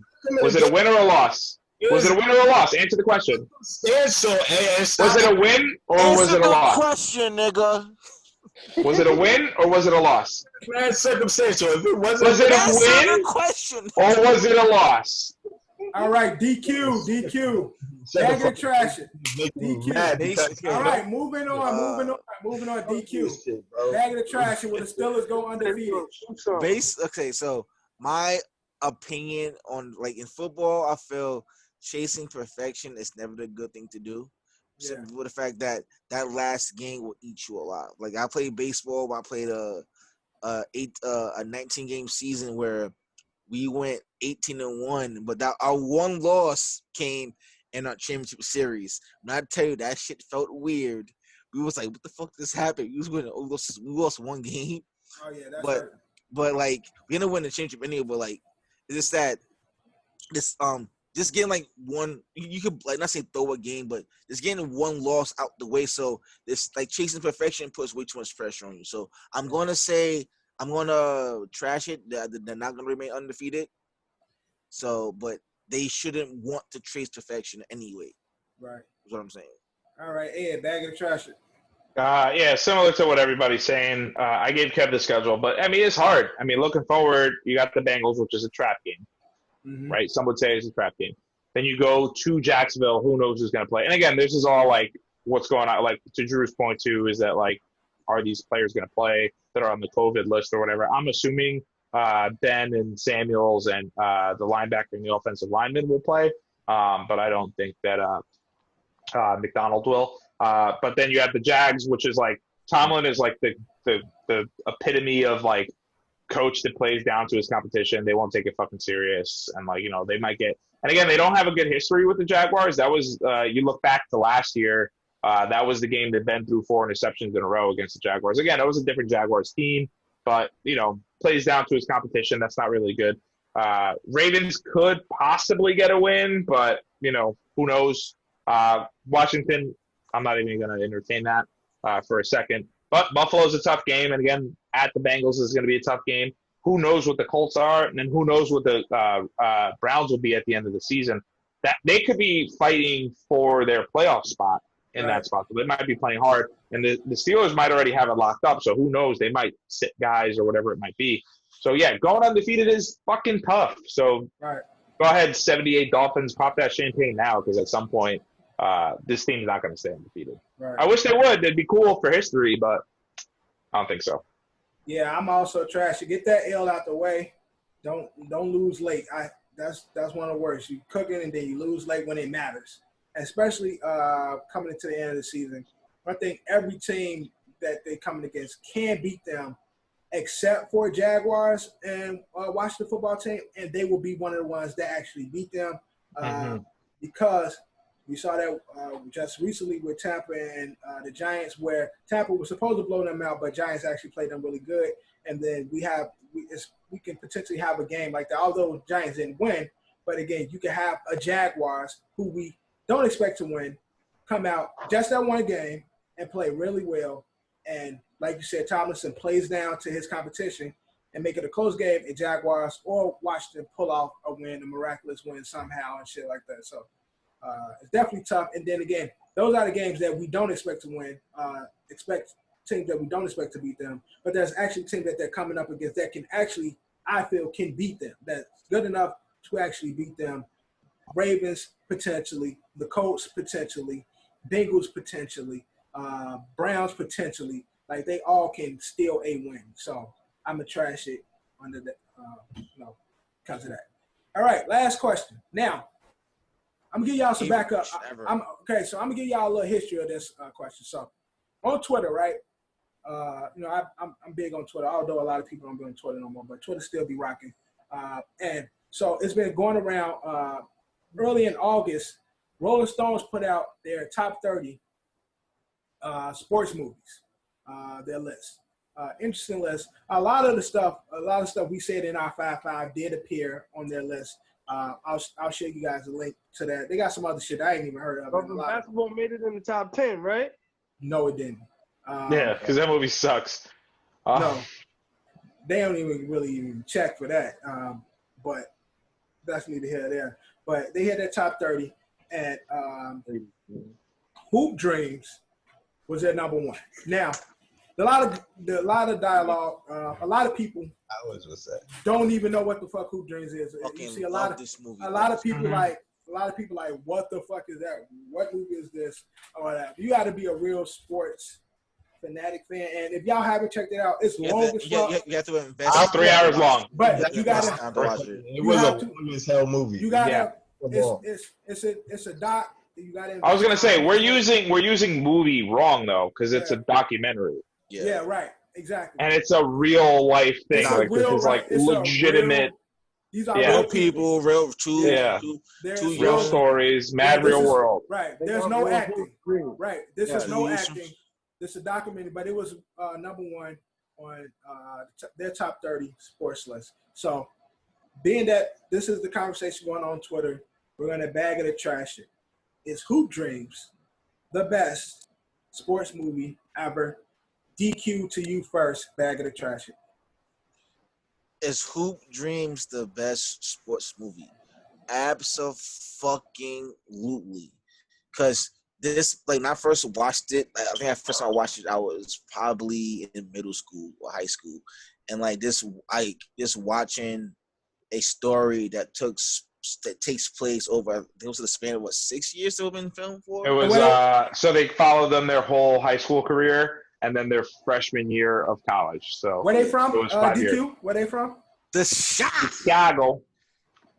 But how many of So, them made it? like, How many of them made it? So it's crazy. So it's a story. Okay, I'll give you a quick synopsis. It's two kids, William Gates and Arthur Agee. They're both inner city Who? kids. William Gates and Arthur Agee. Arthur Agee was that nigga though. Yeah. So so they both were like this. Pretty much this filmmaker approached them because he recognized their talent at a young age, pretty much, right?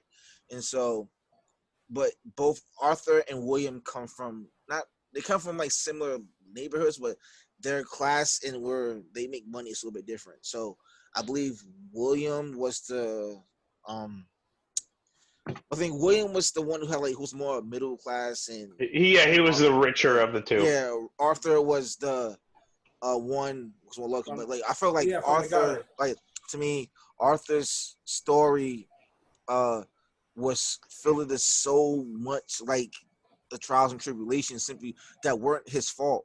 Right. But William had support his entire time and while playing. He even had a kid in high school. So, but William had his mom, his father, and his siblings. But yeah, he had a whole support system. When he got the offer to go to the private school to play ball, they didn't mention to his family that he had to pay all this bread back that he didn't have pretty much, right? So him playing, his coach was really getting on him for him not having a growth spurt. Who the fuck does that? You can't tell someone to grow. That's not how that works. So while you see William climbing up the ranks and going to the Nike and William got to go to St. Joe's, and Arthur didn't. That was the whole thing, then, right? Then he had to deal with Arthur was dealing with mad shit. He had to deal with him not be able to actually go to the private school. His father during the movie got addicted to drugs. While he literally bought drugs in front of him while he saw his son in the park and bounced, which that shit broke my heart. And Arthur was a good kid. He was working at the shoe store. How his life was. Things just didn't work out for him. But, well, for everybody that see this shit, go watch it. We don't continue to bag and trash it. It's a good movie. Yeah. It's a beautiful movie, but I'm definitely gonna bag it as the best sports movie ever. All right, Eddie, bag it and trash it. I mean, I didn't watch it. I tried to watch it. I was gonna watch it in preparation for the pod, and I was like, 3 hours. I was like, I don't got time for that. So I did get a couple synopsis, and I'll talk about the two kids and what their careers went on afterwards. Kev, to answer your question, no, they did not make it in the NBA. Just helping you out. Well, William, if they played 4 days. William was closest to making it, but he got injured at the Nike game. Yeah, so he was going to make a comeback with MJ and then hurt his foot. So, I mean, injuries is big thing. He got hurt in college, too. He busted his knee open. I don't consider it a movie, though. And I did see a lot of, there was, in my research, there was a lot of people, vouching for it. They wanted it to be, the best film in the Academy Awards. And we know how that goes. Right. When there's anything in color in the Academy Awards, usually doesn't win anything. Right. But I guess, if they would have, put that in, a sports documentary bracket, then maybe I would have bagged it. But I'm going to trash it because there's a lot of, again, this is a real life this is a real people, real shit. This isn't Hardball or fucking Sandlot or Little Giants. This isn't a movie. This isn't a scripted fictional story. This is a legitimate story. So again, from what I've heard from it, sure, I think it's probably one of the best documentaries out there. I will watch it at some point. But I don't think it's the best sports movie. I think it's the best sports documentary at some point. Maybe, sure. Right. Got you. All right, Kev, bag of the trash it. Trash it. Moving on. John, bag of the trash it. Great movie, but I'm going to trash it. Yeah. It was a good movie, though. I've seen it a long time ago. I've seen it 4 years ago. I don't know what I'll put at number one, but I don't think that – I don't think – how you see how I have my Fab Five? Yeah. That's how my list is. To me, not saying I'm right, but that's sort of the way my Fab Five from way back is how I got my sports movies ranked. So not saying I'm right, but sticking with my Fab Five, so I'm gonna trash it. Right. Drew, bag it or trash it. I'm going to bag it on the count that I never seen the movie, so I do not know. This guy. So you're gonna bag it? Yeah, he bagged it. I He can't. bagged it, even though he didn't see it. He does believe. He believe. Stop acting like that. Y'all heard me. I said I trashed it, but No, you what? You said bag it. You said bag it. Get him out of here! Bag it, nigga. No. Come on! Trash. Man, everything you said, bag it. The tape, bro. I'm gonna bag it on the count that I never seen the movie, so I do not know. Run it back, Drew. Okay, hey Dev, I don't know how hard this is for you, but if you can rewind it and then play him again. If I said bag, my mistake. I mean trash. Right, you had a brain like Rewind it. So you had a brain edited. Okay. The correct answer, I trashed it based on the fact that I never seen the movie. No, Dev, when you edit it, right? I want you to rewind it. Funny. I want you to rewind it, then play it, his voice back in slow motion, like. Yeah, Right. please. But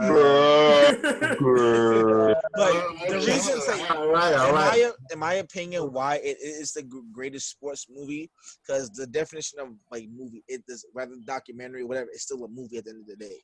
But the reason why it's the best sports movie is because there wasn't a fucking happy ending at all. Did these kids get recognized for the rest of life because of it? Yes. Look, did their lives change? Absolutely.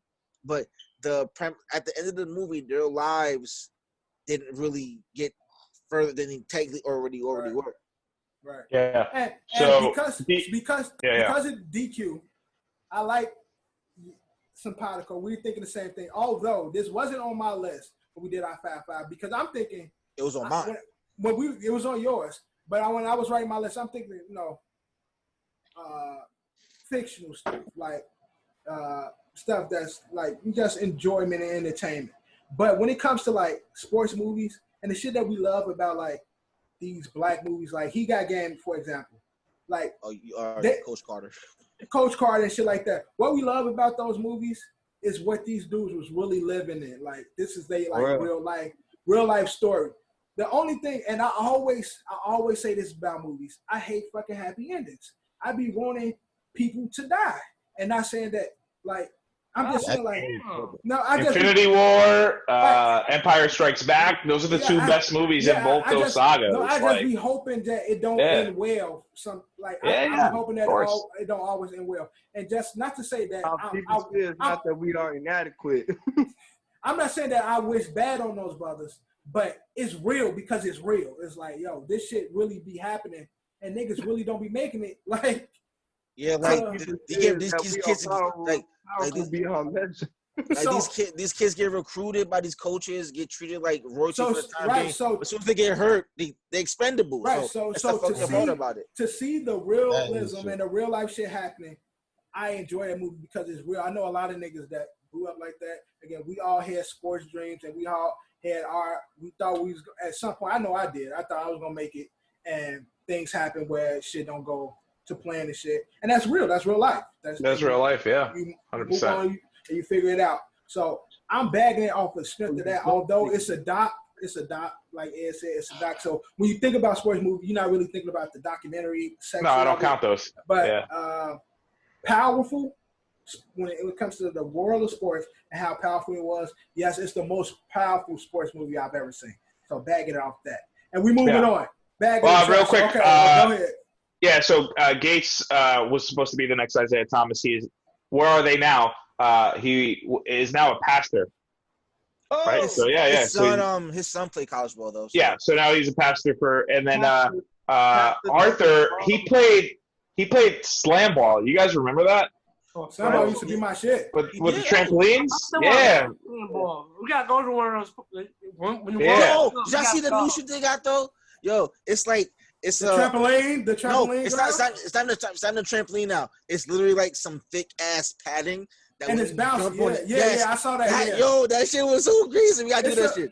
It's a place in Connecticut that has that.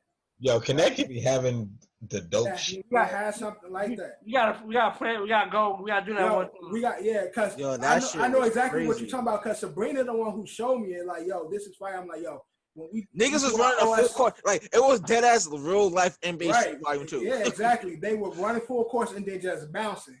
Like, no, that's crazy. That's what we gotta do it. So I gotta find the exact place. Sabrina had shared it to me before, but I don't know what happened to it, the link. But there is a place in Connecticut that has exactly what DQ's talking about. Y'all niggas think we 17 again. You tripping.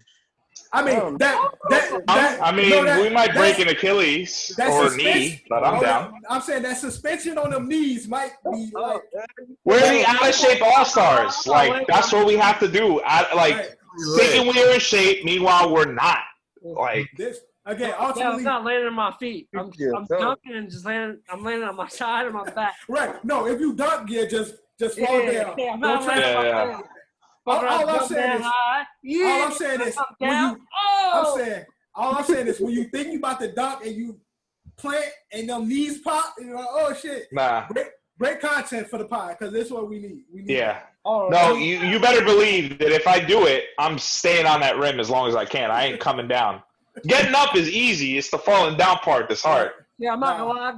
Getting up is not as easy. You fuck around, pop your knee out, trying to plant. Oh, right. That's what I'm saying. You plant wrong. You're going in the air, but you're coming back down. Yeah, that's the part I don't want. All right, but that's bag of the trash. We're getting into Marquee Miss next week 10. Now again, Marquee Misses is where we pick. We highlight games and players that should be a dope matchup or dope players that sleep under, go under the radar, or might not be televised in our area that can be dope to watch. We ain't like Eddie where we at the sports channel and shit. I'm only watching on ESPN, Fox, and CBS. So I don't have all the channels like Eddie do. Eddie got the. I don't have that many channels. So I ain't balling like Ed. So I only get to see. I'm not balling. I don't make money. I only get to sit on 3 channels. We watch online. So this is Marquee Miss week 10. Kicking off with you, Drew. What's your Marquee Miss game for week 10? A game where two young quarterbacks. I'm picking the Miami Dolphins versus the Chargers. That's gonna be my game. Okay, I really think that's gonna be a good pick. That's a really good pick. That's Herbert, Tua. You got these both. You got the Chargers. Are y'all gonna finally stop losing these games? Like, no, I'm gonna make a bold prediction here, and I think they're gonna lose by 1 possession.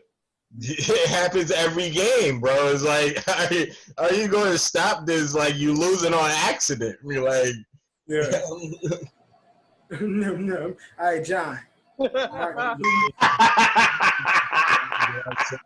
Okay, cool. John, who's your Marquee Miss? My Marquee Miss game this week is, I picked them before, I'm picking them again. Giants, Eagles. NFC. Jesus. Go. Okay. Go G-Man. The game's going to suck. I keep wanting to fucking root for this goddamn team, and they're just not, doing what I want them to do. And, they looked really, really good. No. It'll surprise you a little bit more. They looked really good. Teddy Bridgewater looked great. I think the Panthers-Bucks game is going to be a good game in the sense that it's a divisional game, and the Bucks suck. And I want to see them lose again. That'd be pretty great. I know that's not true, but it's cool though. The Bucks ain't gonna lose, bro. I mean, we'll see. If CMC is playing, there's a possibility, but if CMC is not playing, I hope CMC plays. All right, DQ, Marquee Miss. I'm going to go with Houston versus Cleveland. Okay. I mean, Deshaun's been playing well. Baker, who knows? Baker do what he do. Baker is he on COVID? Baker, who knows? Right. He's on the COVID list, yeah, for sure. But he's based on the CBS pick chart that we have. Yeah. Don't shout out CBS. The pick. Yeah, where they don't pay us. I'm sorry. The app we use to make our picks every week. Right. Cleveland has a 79% chance of winning on that. That it says for the matchup and analysis. But shit! Thank you for reminding me. I went against the grain and picked Houston because they are at 21%. And since Deshaun played so well last week, I think he's going to carry that on into Cleveland. I understand. Will Fuller playing well as well. So, Kev, who's your marquee miss? I hate to do it, but I actually agree with Drew. I think it's the Chargers-Dolphins game, 100%. Why y'all hate to agree with me? Kev, you got a crush on Tua. Yeah, he do. Yo, low key though. Kev been back into it the last couple of weeks though. I've been peeping. I was gonna say something earlier. We were doing a recap, but it went past. But He got a crush on Tua. Low key. I think he like Polynesian or Samoan or whatever they call it. Bro. Samoan. Like that Chick-fil-A Polynesian sauce. That shit fire though. That shit once. So you trying to have that on tour? All right, my marquee. Nah, ain't nobody want that Jesus chicken. Racist. Fuck it. Nobody want that shit. And I'm pretty sure the LGBTQ community still go there. Black folks go there. Yeah, that's a fact. That's a fact.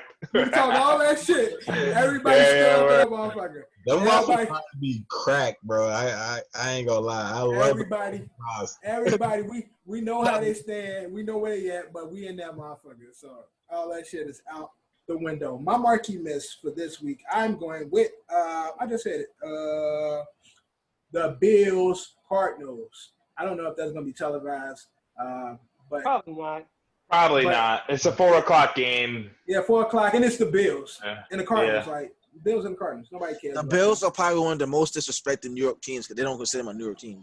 Nobody circles the wagon like the Buffalo Bills. So Bills Cardinals, I think, will be a really good game. It ain't gonna be televised, and people ain't checking for no Bills Cardinals game. All right. So yeah. Unless you're a Bills or Cardinals fan, don't disrespect. Unless you're a Bills or Cardinals fan. Other than that, nobody else. But let's get into our marquee miss players. Kev, kick us off. Who you got? So my marquee miss player for this week is Tua Tagovailoa. I was going to give my same marquee miss from last week because I actually think that given circumstances, AB had a productive game. 31 yards with 3 catches. That seemed like a really good productive game. Pretty sure it was 41, but it's okay. 31. But, look it up. Either way. 21? Either way, it was a very productive game, I think, for his first game back. He just messed up on a few routes, and Tom underthrew a deep ball to him that easily could have gave him, what was it, a 50-yard pass or some shit? Tom just underthrew it, showing his age and shit. So, Eddie, you was right. Cab does have a crush on Tua. You called it. I figured. All right, Drew, who's your marquee miss player? I got the same thing, but on the opposition. I got Mike Williams over on the Chargers. I don't really have no stats, but I just know he's going to score at least 2 touchdowns. Woo! That's a big thing. We'll see. We'll find out. All right, John, your marquee miss player. My marquee miss player is gonna be the Giants' backfield. John, come on with this, you know how hard you make my life when you do that? It's because I don't know the status of certain players injury-wise. So it's like if I pick a player and he doesn't play, it's like it's pointless. And you get a zip-0. All right. It's a donut. So what do you expect from the Giants' backfield? I was actually gonna pick. He made like a little resurgence. My man Alfred Morris. I was gonna pick. Yeah, remember him? Yeah, I was gonna pick him, but Devontae Freeman might play. He's questionable, so it's like I want to pick Alfred Morris, but if Freeman plays, I don't know what that's gonna be for my pick. And Gomez in front, just pick the whole backfield. Alfred Morris had some good moments this past week. I like seeing him out there. So I expect from the Giants' backfield at least 100 yards and 2 touchdowns. Okay. All right. There you have it. Eddie, who's your marquee miss player? I mean, I've been on fire lately. You have. On a level that I didn't even think I could get there. And I feel like I might fuck it up with this one, and I went back and forth all fucking day. It's going to be Antonio Gibson of the Washington R words. You want a stat line? He only had 26 yards on like 4 attempts last week, but he is a dual threat running back. I think they're going to use him a lot more. They are playing. Hold on, they're playing the Detroit Lions, who are ranked 31st as far as rushing yards are concerned. So I'm looking for at least an 80-yard rushing game, 50 yards receiving, 2 touchdowns, 1 rushing, 1 receiving, or maybe 2 rushing. Okay. All right. DQ, who's your Marquee Miss player? If I'm not sure if this is true or not, but did Baltimore not just pick up a certain wide receiver who hasn't played in 3 years? Oh, Jesus Christ. Yeah. Sure they did. Picking Dez. Wow. Oh, wow. Wow. DQ Just throwing it out there. You know what's going to end up happening? DQ's going to fucking hit on this hard. Right. DQ come left field. No, honestly, I thought about picking up Dez this past in fantasy. I really did. Like last. You would be a fool. You wasting the spot. Wasting the waiver. I just didn't want to pick Deshaun like for another like a 4th week pretty much. Right. So I picked Dak for the first 4, then I picked Deshaun for the last 4. All right, so my Marquee Miss this week in the same game from Drew's and well as Kev's pick. I'm gonna go with Jordan Howard, Chargers running back. That's a bad pick too. So they backfield is ass, and Gaskins is hurt on IR. Breida ain't did nothing. Breida is such a goddamn disappointment. He should have stayed on the Niners, man. So Breida they could have used him. I'm so mad that I wasted a pick on him. That's swear to God. Last week, I think Jordan Howard had like 40 yards and like a touchdown, something like that.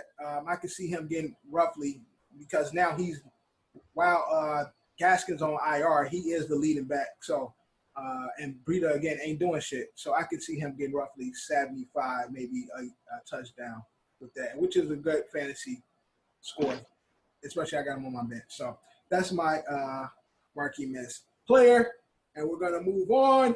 We're getting into the NFL pick'ems, week 10. Like always, go around. Eddie will drop us with the stats, the betting stats, and all that good shit. He'll give us all the lines and the over-unders and such. Overs and unders, all that good. Give us the spreads for all our gambling folks that's listening. So the gamblers love that.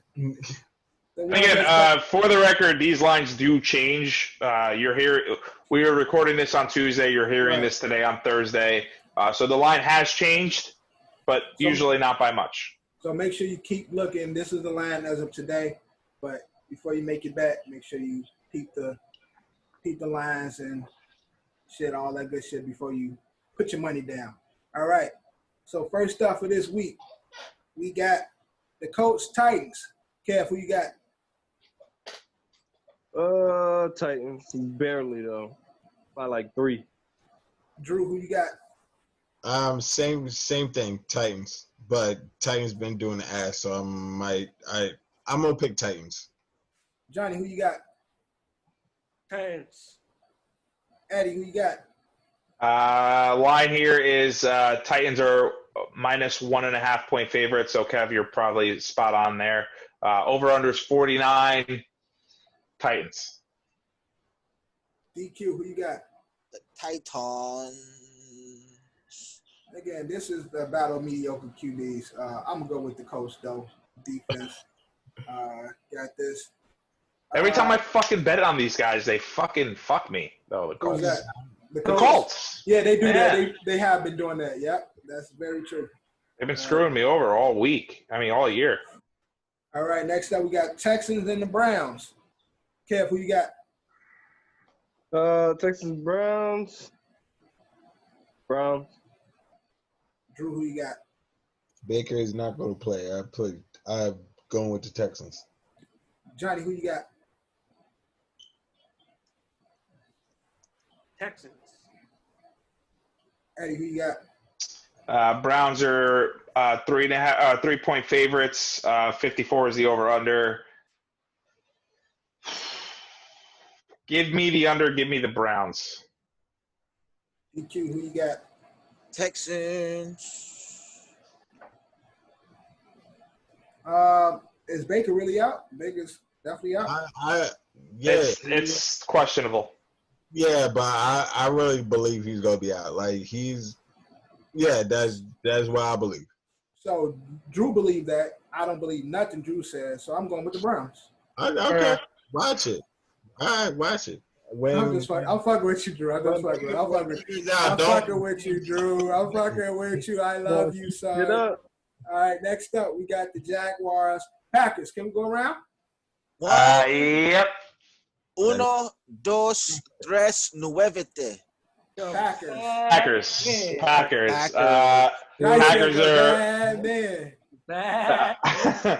Packers are 14-point favorites. Over under 53. The Jaguars are fucking crazy when it comes to scoring points. I don't know how they fucking do it. I take the under, and I think the Jags actually cover that. Packers by 13. So I take the Jags in the money line, but yeah, we're picking the Packers up. Is Minshew coming back, or is still that rookie quarterback? It doesn't matter. That guy fucking Toyin or whatever the fuck his name is. Who cares? That kid looks good too. He's Gardner too. No, Minshew is out. He's out. I don't know what the fuck his name is. Tuin. He's out. But this would be the game that the Packers let these motherfuckers win. But we're going with the Packers, but this would be a game that they will. That's gonna be awful if the Packers lose this shit. All right. Next up, we got the Eagles and the Giants. Kev, who you got? The Giants, duh. I gotta ask. Division, bro. Drew, who you got? I'm actually picking the Giants. John, who you got? G-Man. Eddie, who you got? Eagles are 3.5-point favorites. Over under is 44. I feel like I haven't seen the Eagles play in like 6 weeks. Maybe that's just me. I don't know. Bye weeks fucked me up. The Giants aren't playing the Washington football team, so I'm gonna have to give it to the Eagles, and the Giants will cover, but they will find a way to lose this game with a late Daniel Jones turnover. All right. Negative. DQ, who you got? What happened to that boy? Got the Eagles. Okay. They were doing pigeon. That was a pigeon call. I clearly know that.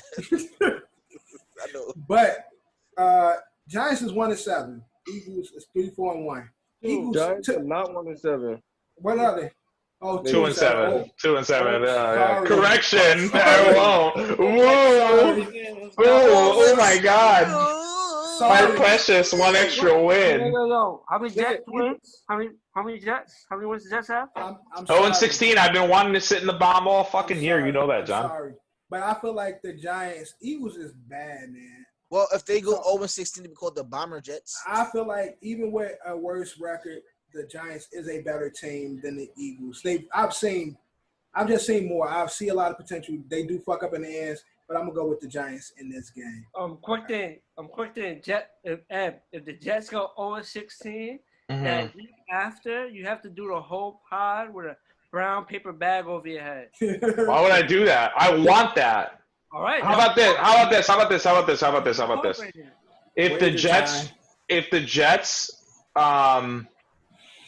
If the Jets win a game and ruin their chances of having the first overall pick, I will wear the bag over my head.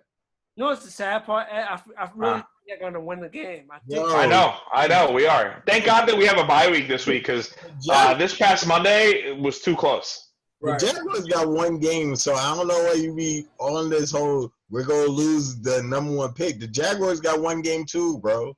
Yeah, but we might beat we might have it over a conference win or something stupid like that. That's how it goes down to with tiebreakers.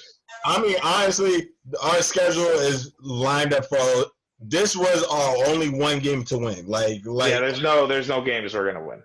Our lineup coming from this first, we're losing every single game from now on. Yeah, it's gonna be awesome. It's not. I'm happy that y'all team is getting smoked. Bird. Yep. Up next. Love it.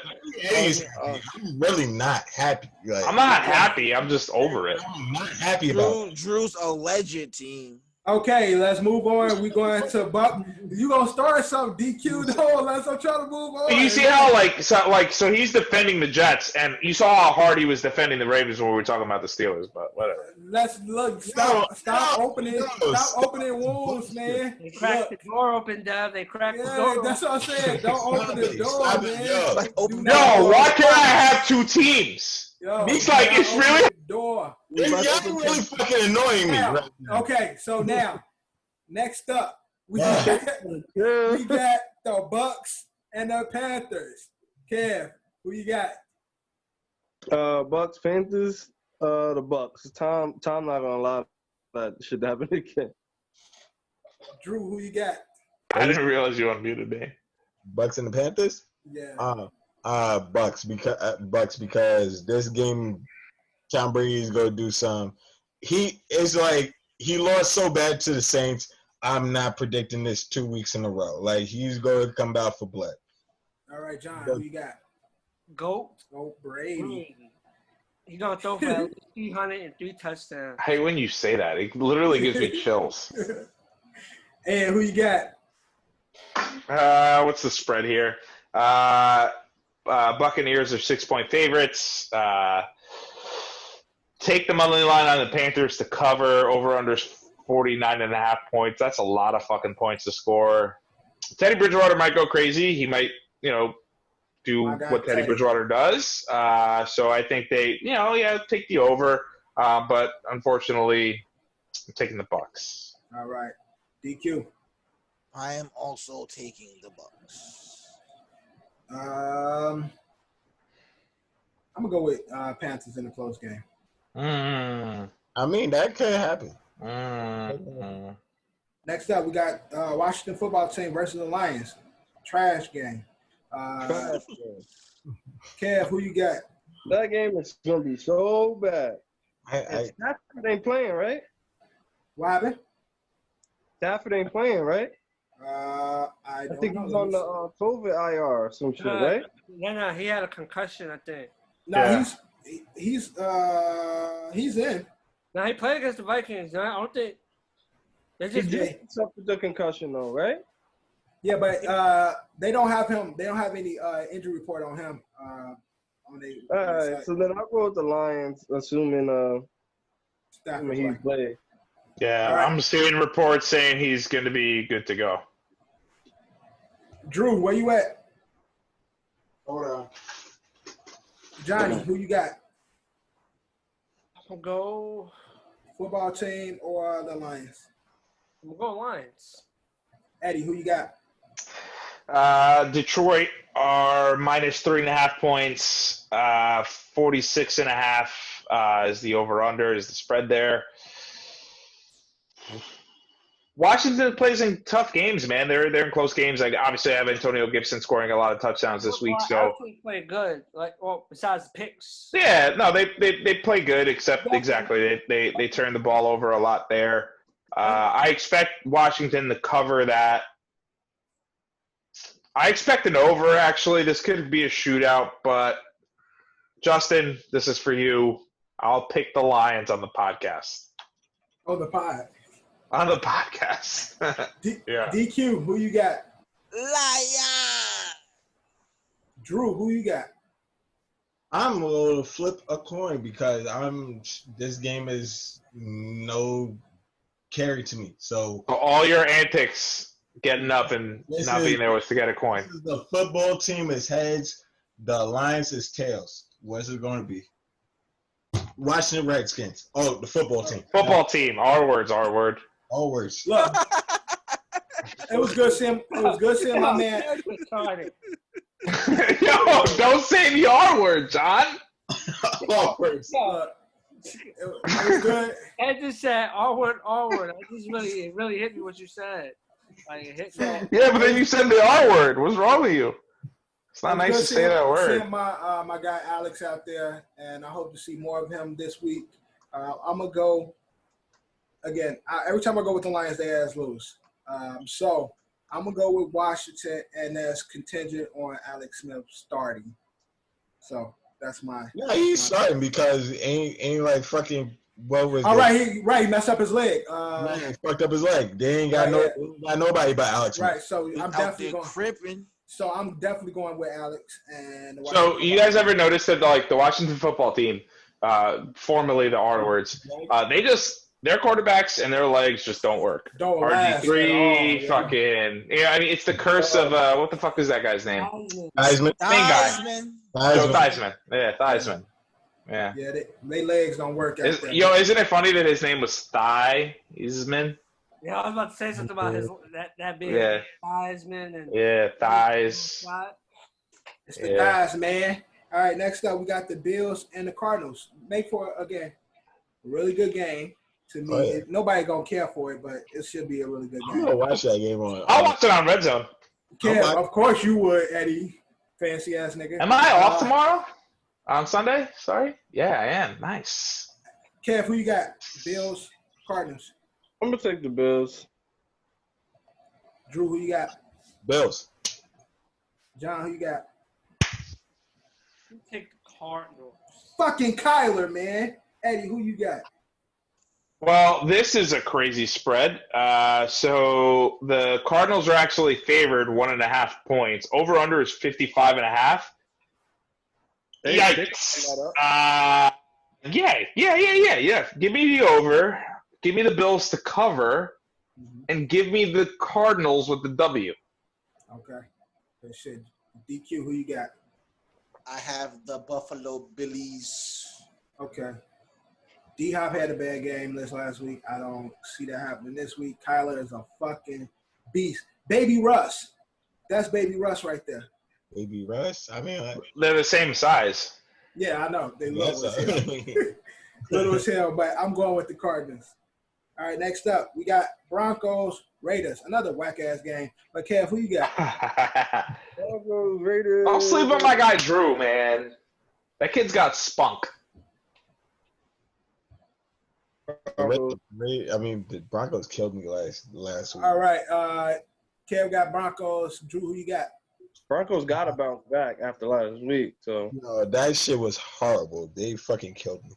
But my team is gonna be the Raiders. I'm picking the Raiders to win. Johnny, who you got? Raiders. Ed, who you got? Raiders minus 4.5. They are favored. Over under is 51. Give me the under.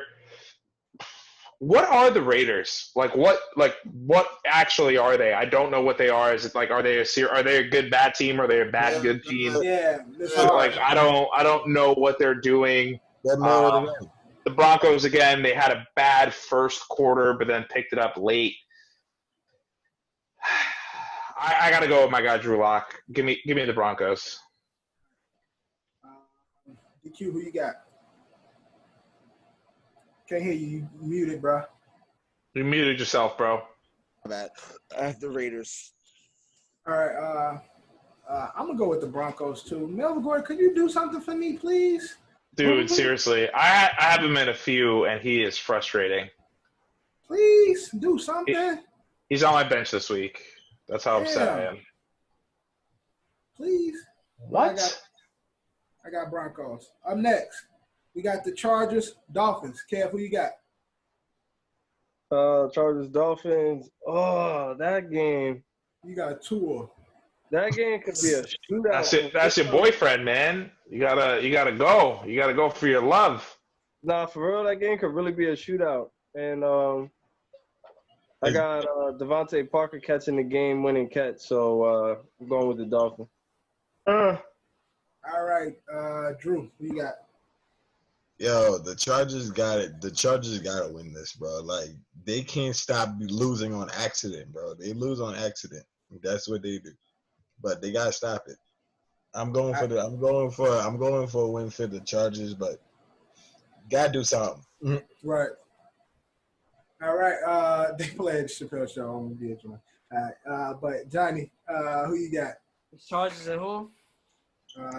Dolphins. The MIA. I'm going Cowboy Tua. All right.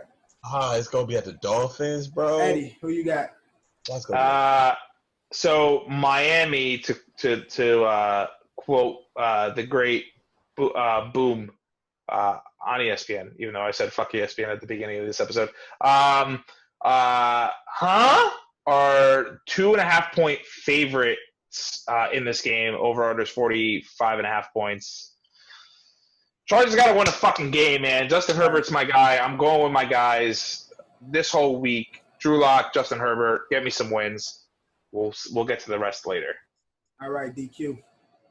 I have the Miami Dolphins.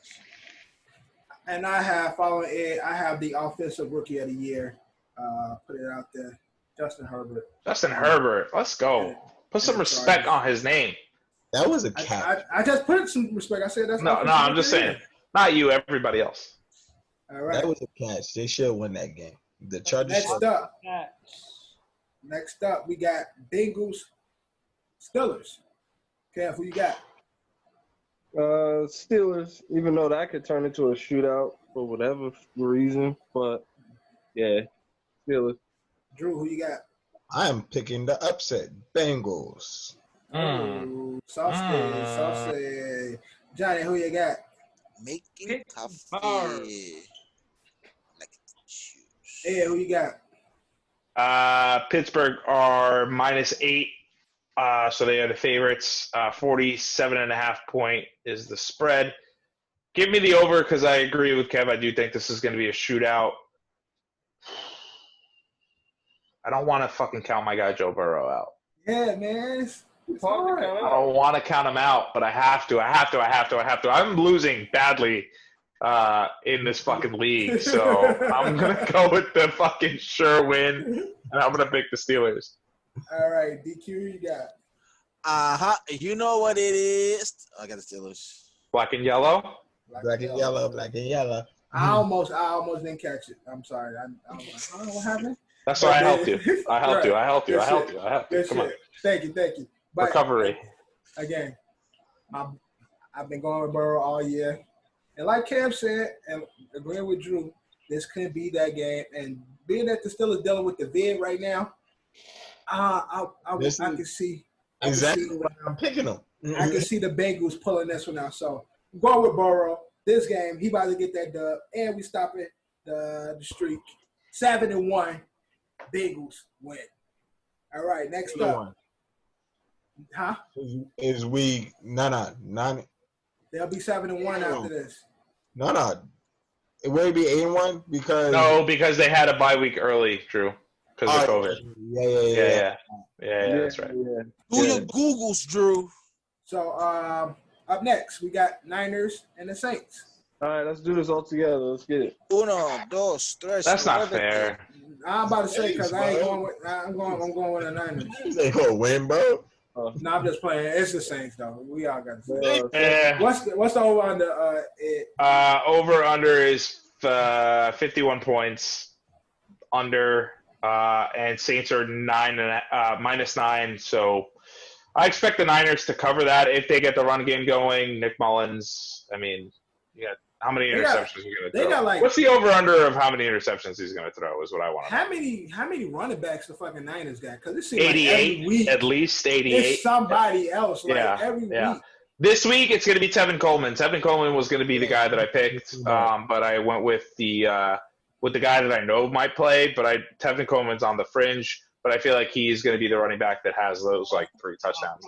It's actually going to be me this week. I'm going to be running back for the 49ers. Pretty much, because it seems like every week it's somebody else, somebody new. Damn, who's that? They breed running backs. I mean, that's just what they do. That's that Kyle Shanahan offense. That's just what it was. We talked about Alfred Morris when Shanahan was calling plays over there. Alfred Morris was killing it. So Devontae Freeman with the Falcons. Yeah, Devontae Freeman with the Falcons. I mean, that's just what he does, man. He makes running backs. Yeah, they definitely got a fucking factory over there. All right, next up we got the Saints and the Rams. Kev, who you got? You got the who in the Rams? I'm sorry. Seahawks and the Rams. Nah, Seattle. Russ is not gonna lose like he did last week. Drew, who you got? Seattle. John, who you got? Seattle. Who you got? Another guy I was going back and forth on was Cooper Kupp. I know he's very touchdown dependent. I think he's going to get 2 this week. Rams are actually favored in this game, 1.5 points, which is weird.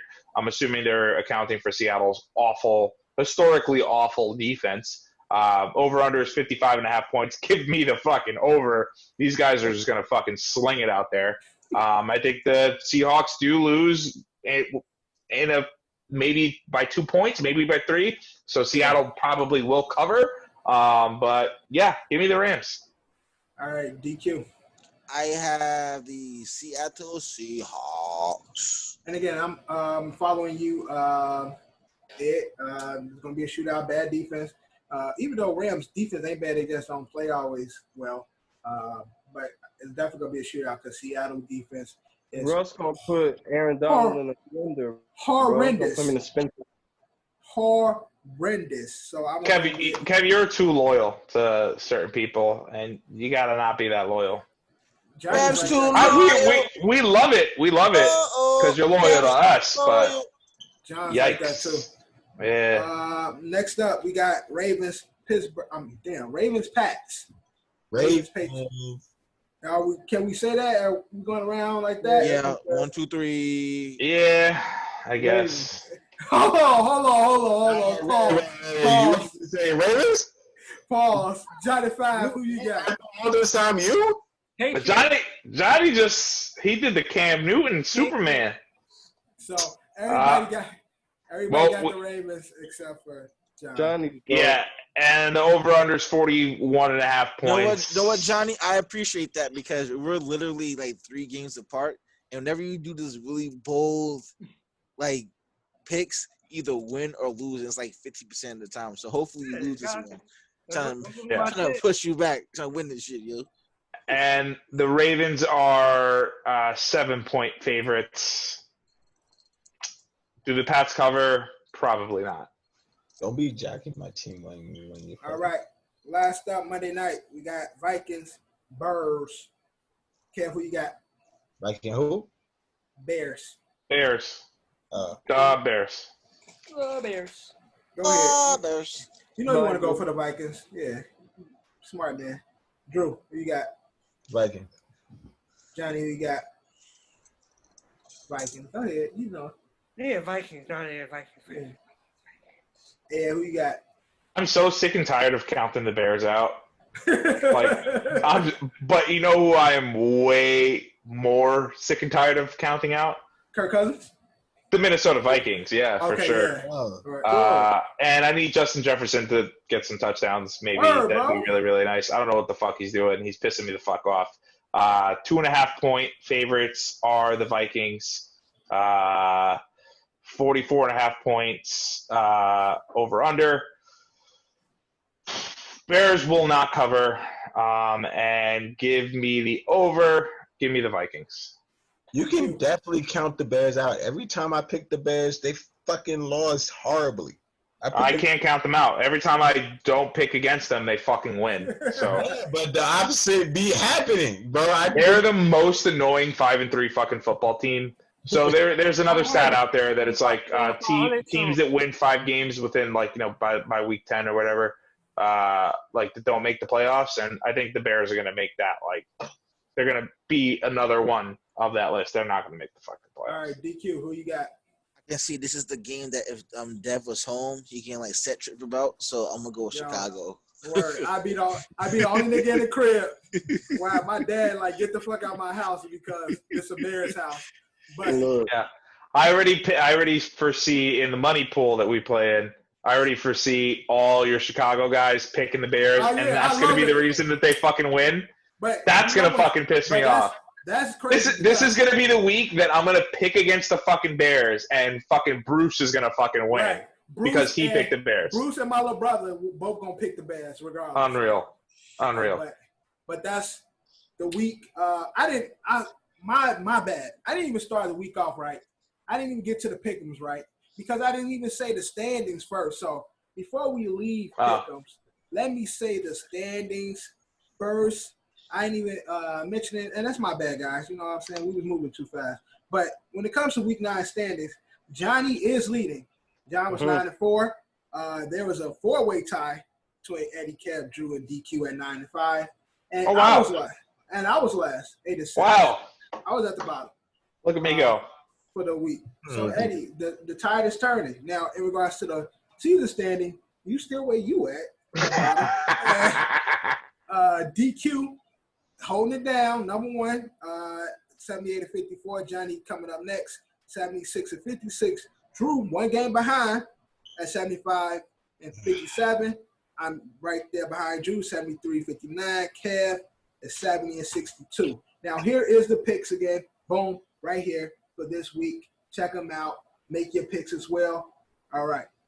Drew, you say you got a pick. Yes, I do. Okay. Episode 30, OSA, Out of Shape All-Stars. Now, we're in the last segment, and, of course, that's 5-5.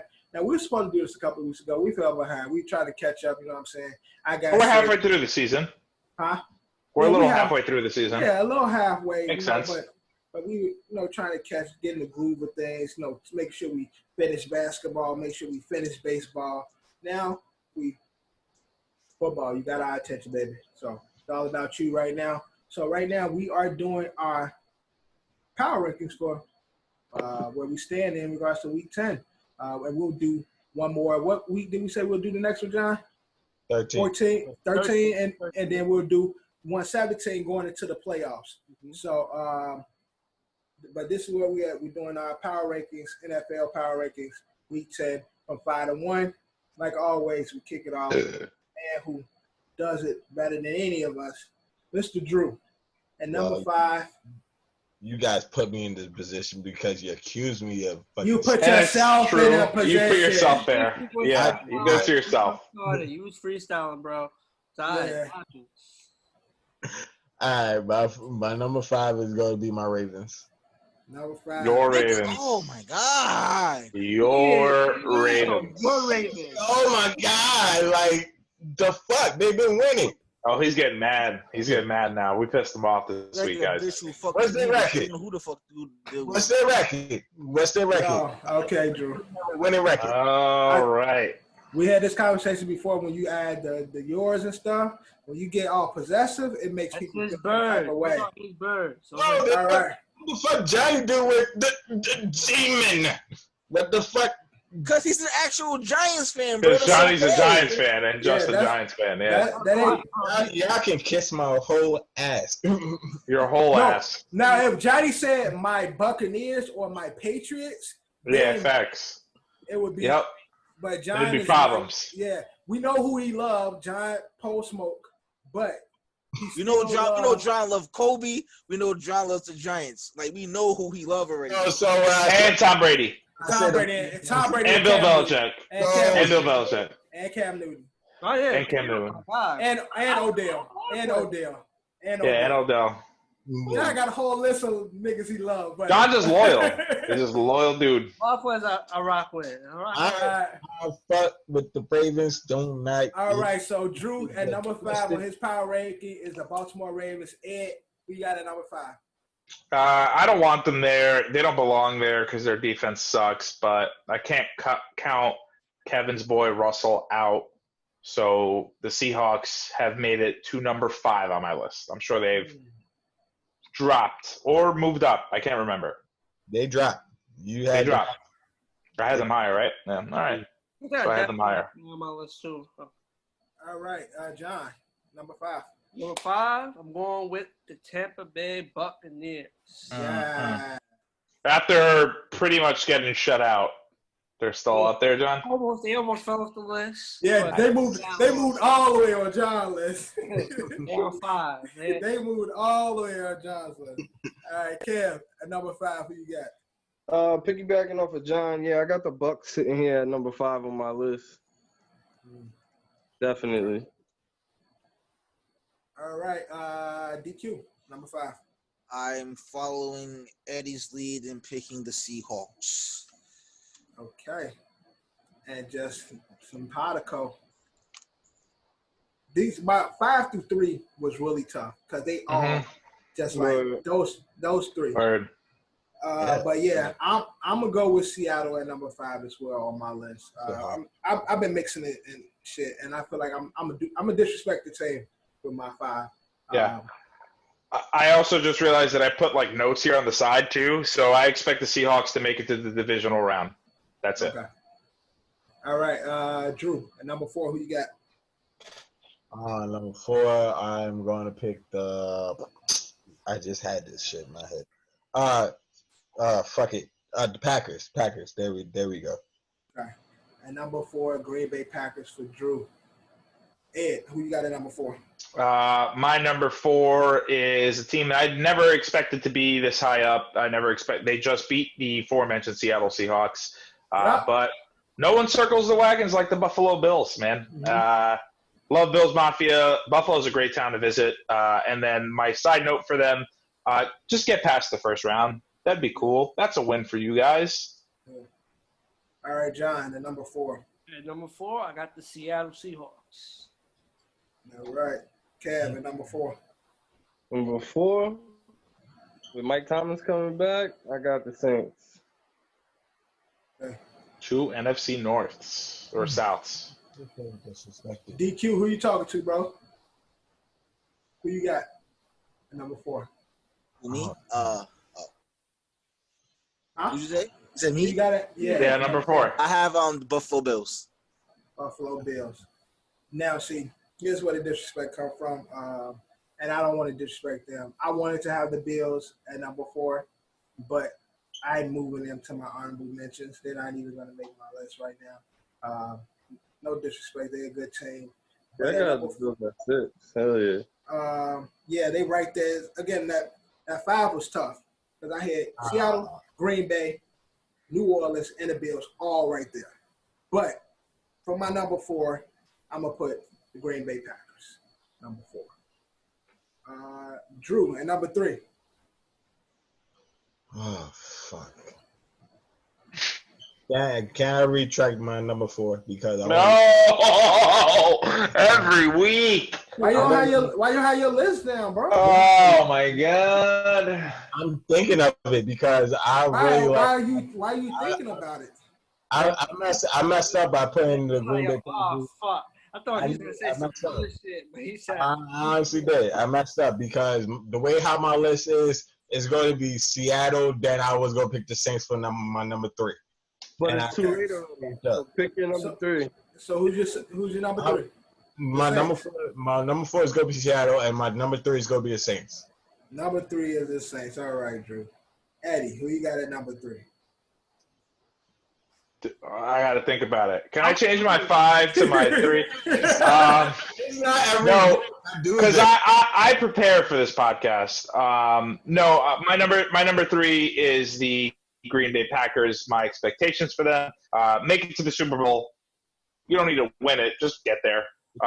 And they'll definitely be the NFC East champ. What does that say? We'll play the Chiefs in the Super Bowl. I love the Ravens. Read the bottom part though. You gave it too much chin hair. And also the Jets. Okay, cool. Yeah. Cool. But guess what bird he's riding though? A cock. Yeah. I saw that joke from a mile away. I'm scared. Okay. Mile away. Johnny, at 3, who you got? 3, I got the Buffalo Bills. Okay. Whoa, Johnny, that's pretty high. Number 3, I put the Bills. That's high. DQ at number 3. At the Green Bay Packers, from boy Discount Double Check. Kev, who you got at 3? At 3, I also have the Packers. All right, at 3. Although they had a bad game, I still have Tampa as number 3 on my list. Disgusting. Tampa's still up there, number 3. Right. Gross. He said gross. All right, number 2. Me? Bills Mafia. Bills number 2. I'm confused by your list now. Yeah, now I'm thrown off. I'm completely thrown. All right. It's actually a pretty good list, bro, if you really think about it. No, I've been thinking about it since you opened your mouth, and I don't think so. Just because I don't have the Packers top 5 doesn't mean it's not a good list. No, where you got Steelers and the Chiefs. But never mind, Eddie.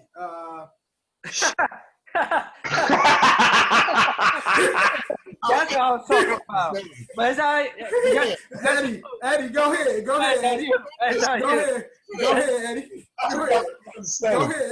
Go ahead. That's why you should prepare. I can't. Okay. My number 2 is the Steelers, and I expect them to be AFC East. Oh, shit. AFC champs. AFC champs is the expectation. Well, that's what happens when you don't prepare. Because I'm just listening to this nigga list like, what the fuck is going on? Yeah, what? The Steelers and the Chiefs are going to be left off his list, and he's going to say when it gets to his one, yo, can I change my 3, my 4, my 5, can I just change my whole list? Yo. Is that me? It's because he wanted to have his Ravens on that list. Exactly. Fucking clown. Clown. You're a clown. My number 2 is Eddie, you're right. Eddie, you're right. Because I won't. What was that, John?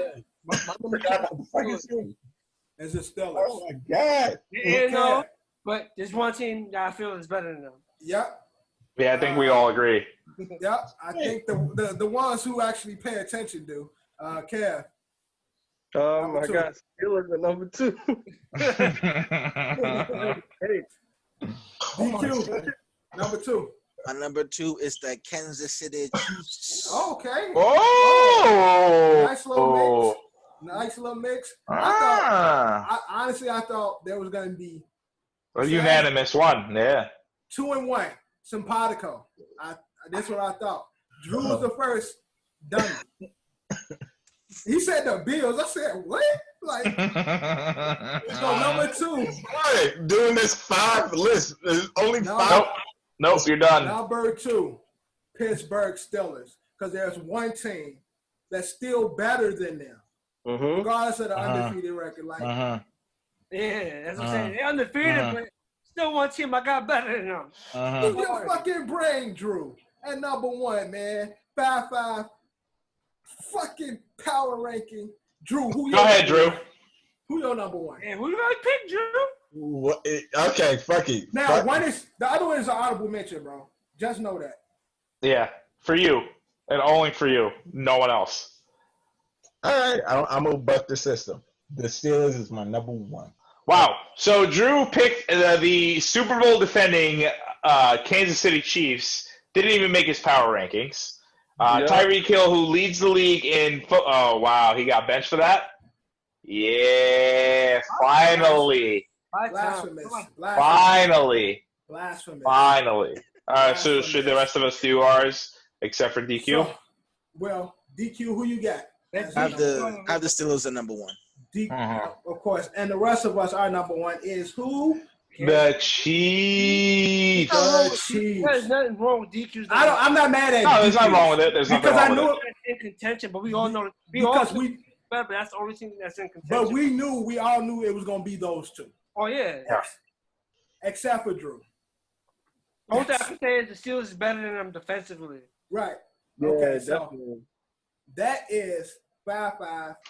I can't wait to be all game to studio, and I won't be benched no more. Oh, you'll be benched in the studio. Better believe it. We'll have an actual bench. Right, we gonna have to push put a cage or some shit over it, or snuff him, or get a taser or something. Just like get the. I won't be benched no more when we actually in the studio. Fuck this Zoom shit. This is 5-5 power ranking. This is our episode 30. OSA Out of Shape All-Stars. Thank you for watching, listening. Make sure you comment. Oh my God! All that good shit. Yeah, you fucked up. Whoa. Again, that's why you go first, and you went first and fucked up. I literally fucked up this 5-5. Your list is shit. Like fucked up. I hope everyone makes fun of you. I hope I guess we're up to like 150 everyone now. in the comments, but I hope that all of our 150 followers tell you that you're an idiot. Bro, in the comments, you have free range to roast Drew at the end of this episode. Hey, y'all can. Yeah, I agree with my listeners. All because he wanted to make sure he put the Ravens in there. That's his Ravens, not the Ravens. Drew's Ravens. I'm gonna put my Ravens. All because he wanted to put the Ravens in there. All right, this episode, again, this podcast is brought to you by Culture Capsule, sponsored by Don's LLC. It's hilarious. He's hilarious. Again, thank you for watching. Thank you for listening. Subscribe, rate, all that good stuff. Make sure you catch us next week. Leave a review. It's always good. That helps. All that good stuff. And like always, Ed. We out. Drew, you're an idiot. Fucking idiot. You're an